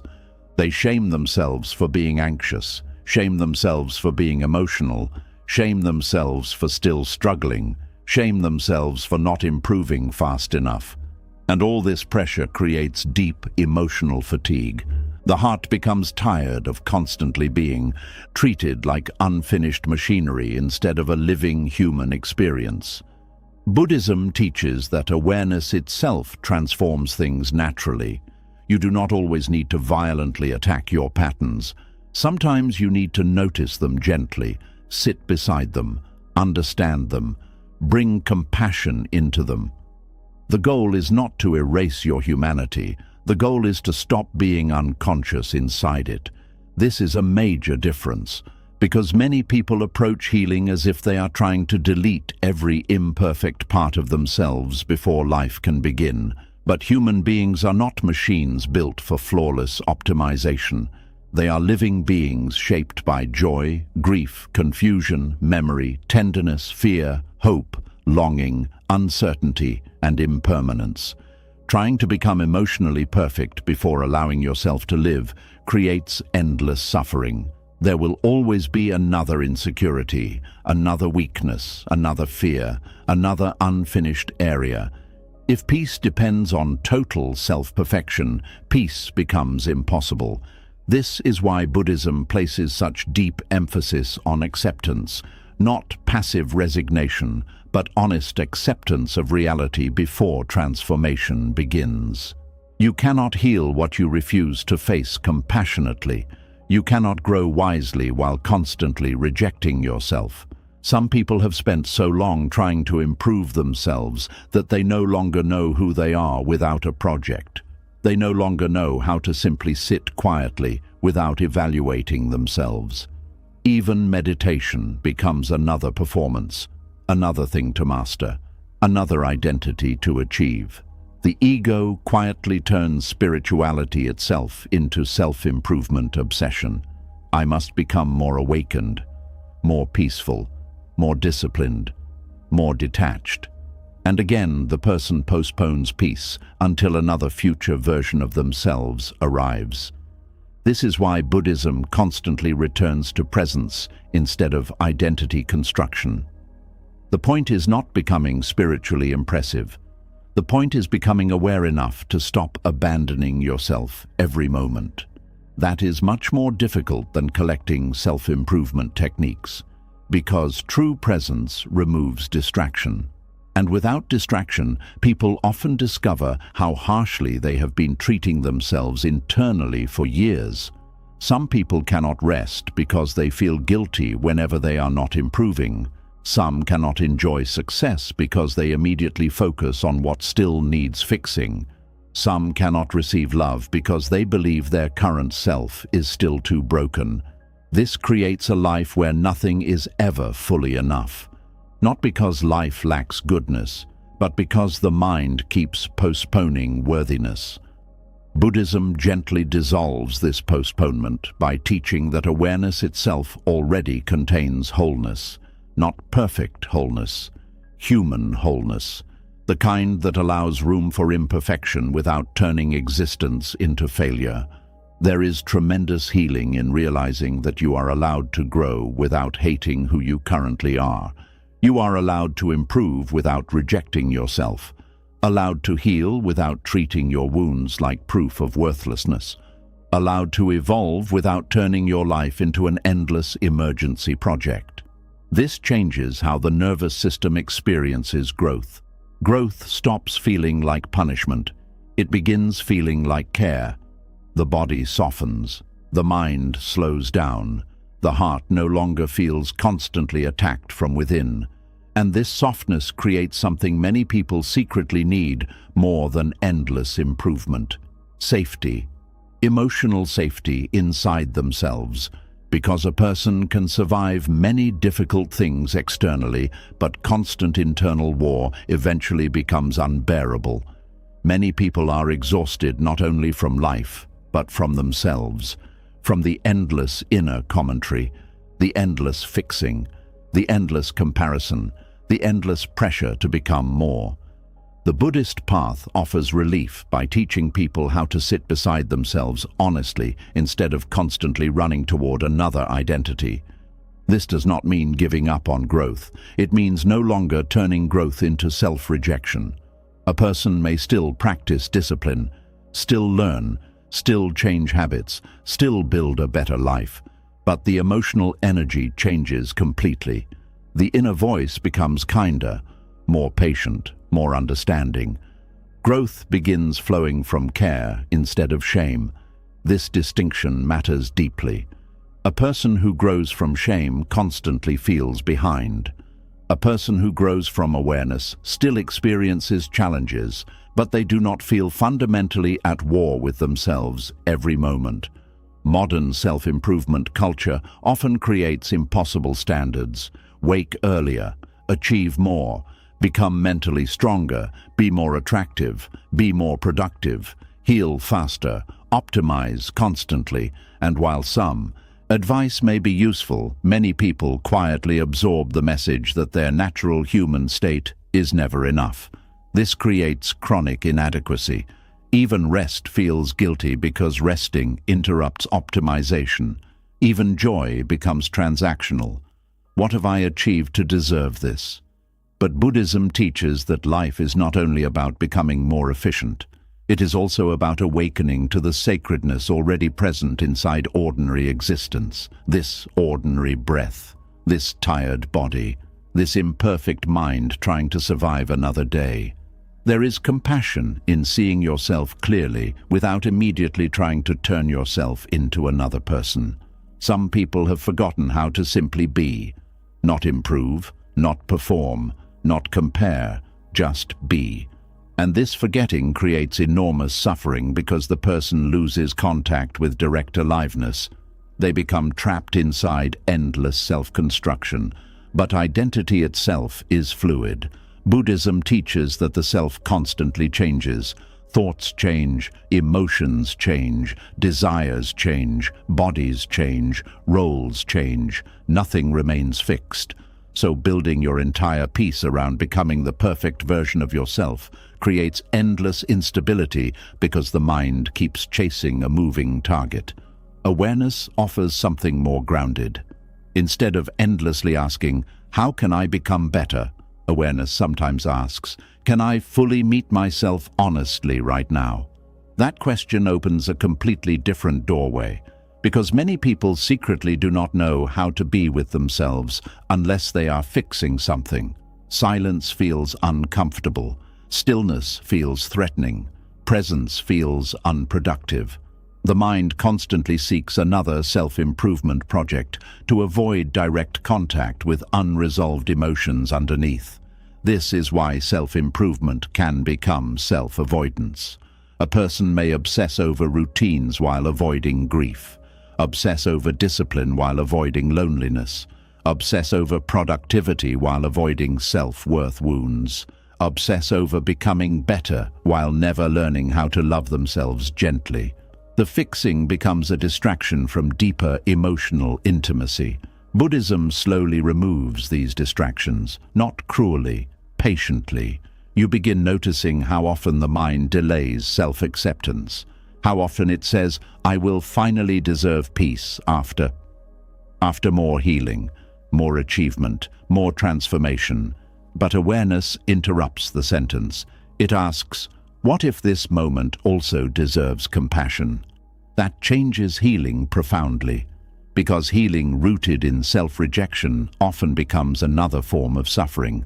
The person constantly chases freedom while internally recreating emotional violence through endless criticism. True healing softens the inner relationship first, not by pretending problems do not exist, but by removing unnecessary cruelty from the process. You can acknowledge your mistakes without destroying yourself. Acknowledge your fears without calling yourself weak. Acknowledge your wounds without believing they make you unlovable. This balanced awareness creates real transformation because the nervous system no longer feels constantly threatened from within. Many people think harshness creates discipline, but harshness often creates burnout, avoidance, anxiety, and numbness. Compassion creates sustainability because the person no longer needs to escape themselves constantly. There is also tremendous grief hidden inside endless self-improvement. Grief for all the years spent believing you were not enough yet. Grief for all the moments you withheld love from yourself. Grief for all the times you turned your own humanity into an enemy. Some people spent decades trying to become worthy instead of realizing they were already worthy of compassion while imperfect.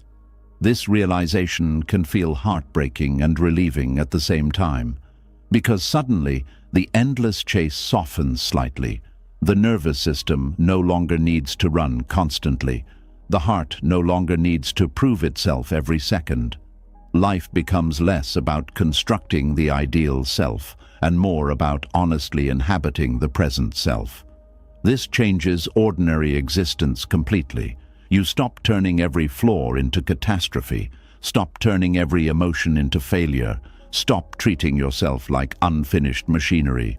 You begin breathing more naturally, resting more honestly, living more gently, not because you stopped growing, but because growth no longer depends on rejecting yourself first. This is one of the deepest forms of Buddhist wisdom. The path is not about becoming superhuman. It is about becoming awake enough to stop abandoning yourself in the middle of being human. Awareness replaces endless self-judgment. Presence replaces endless self-monitoring. Compassion replaces endless self-punishment.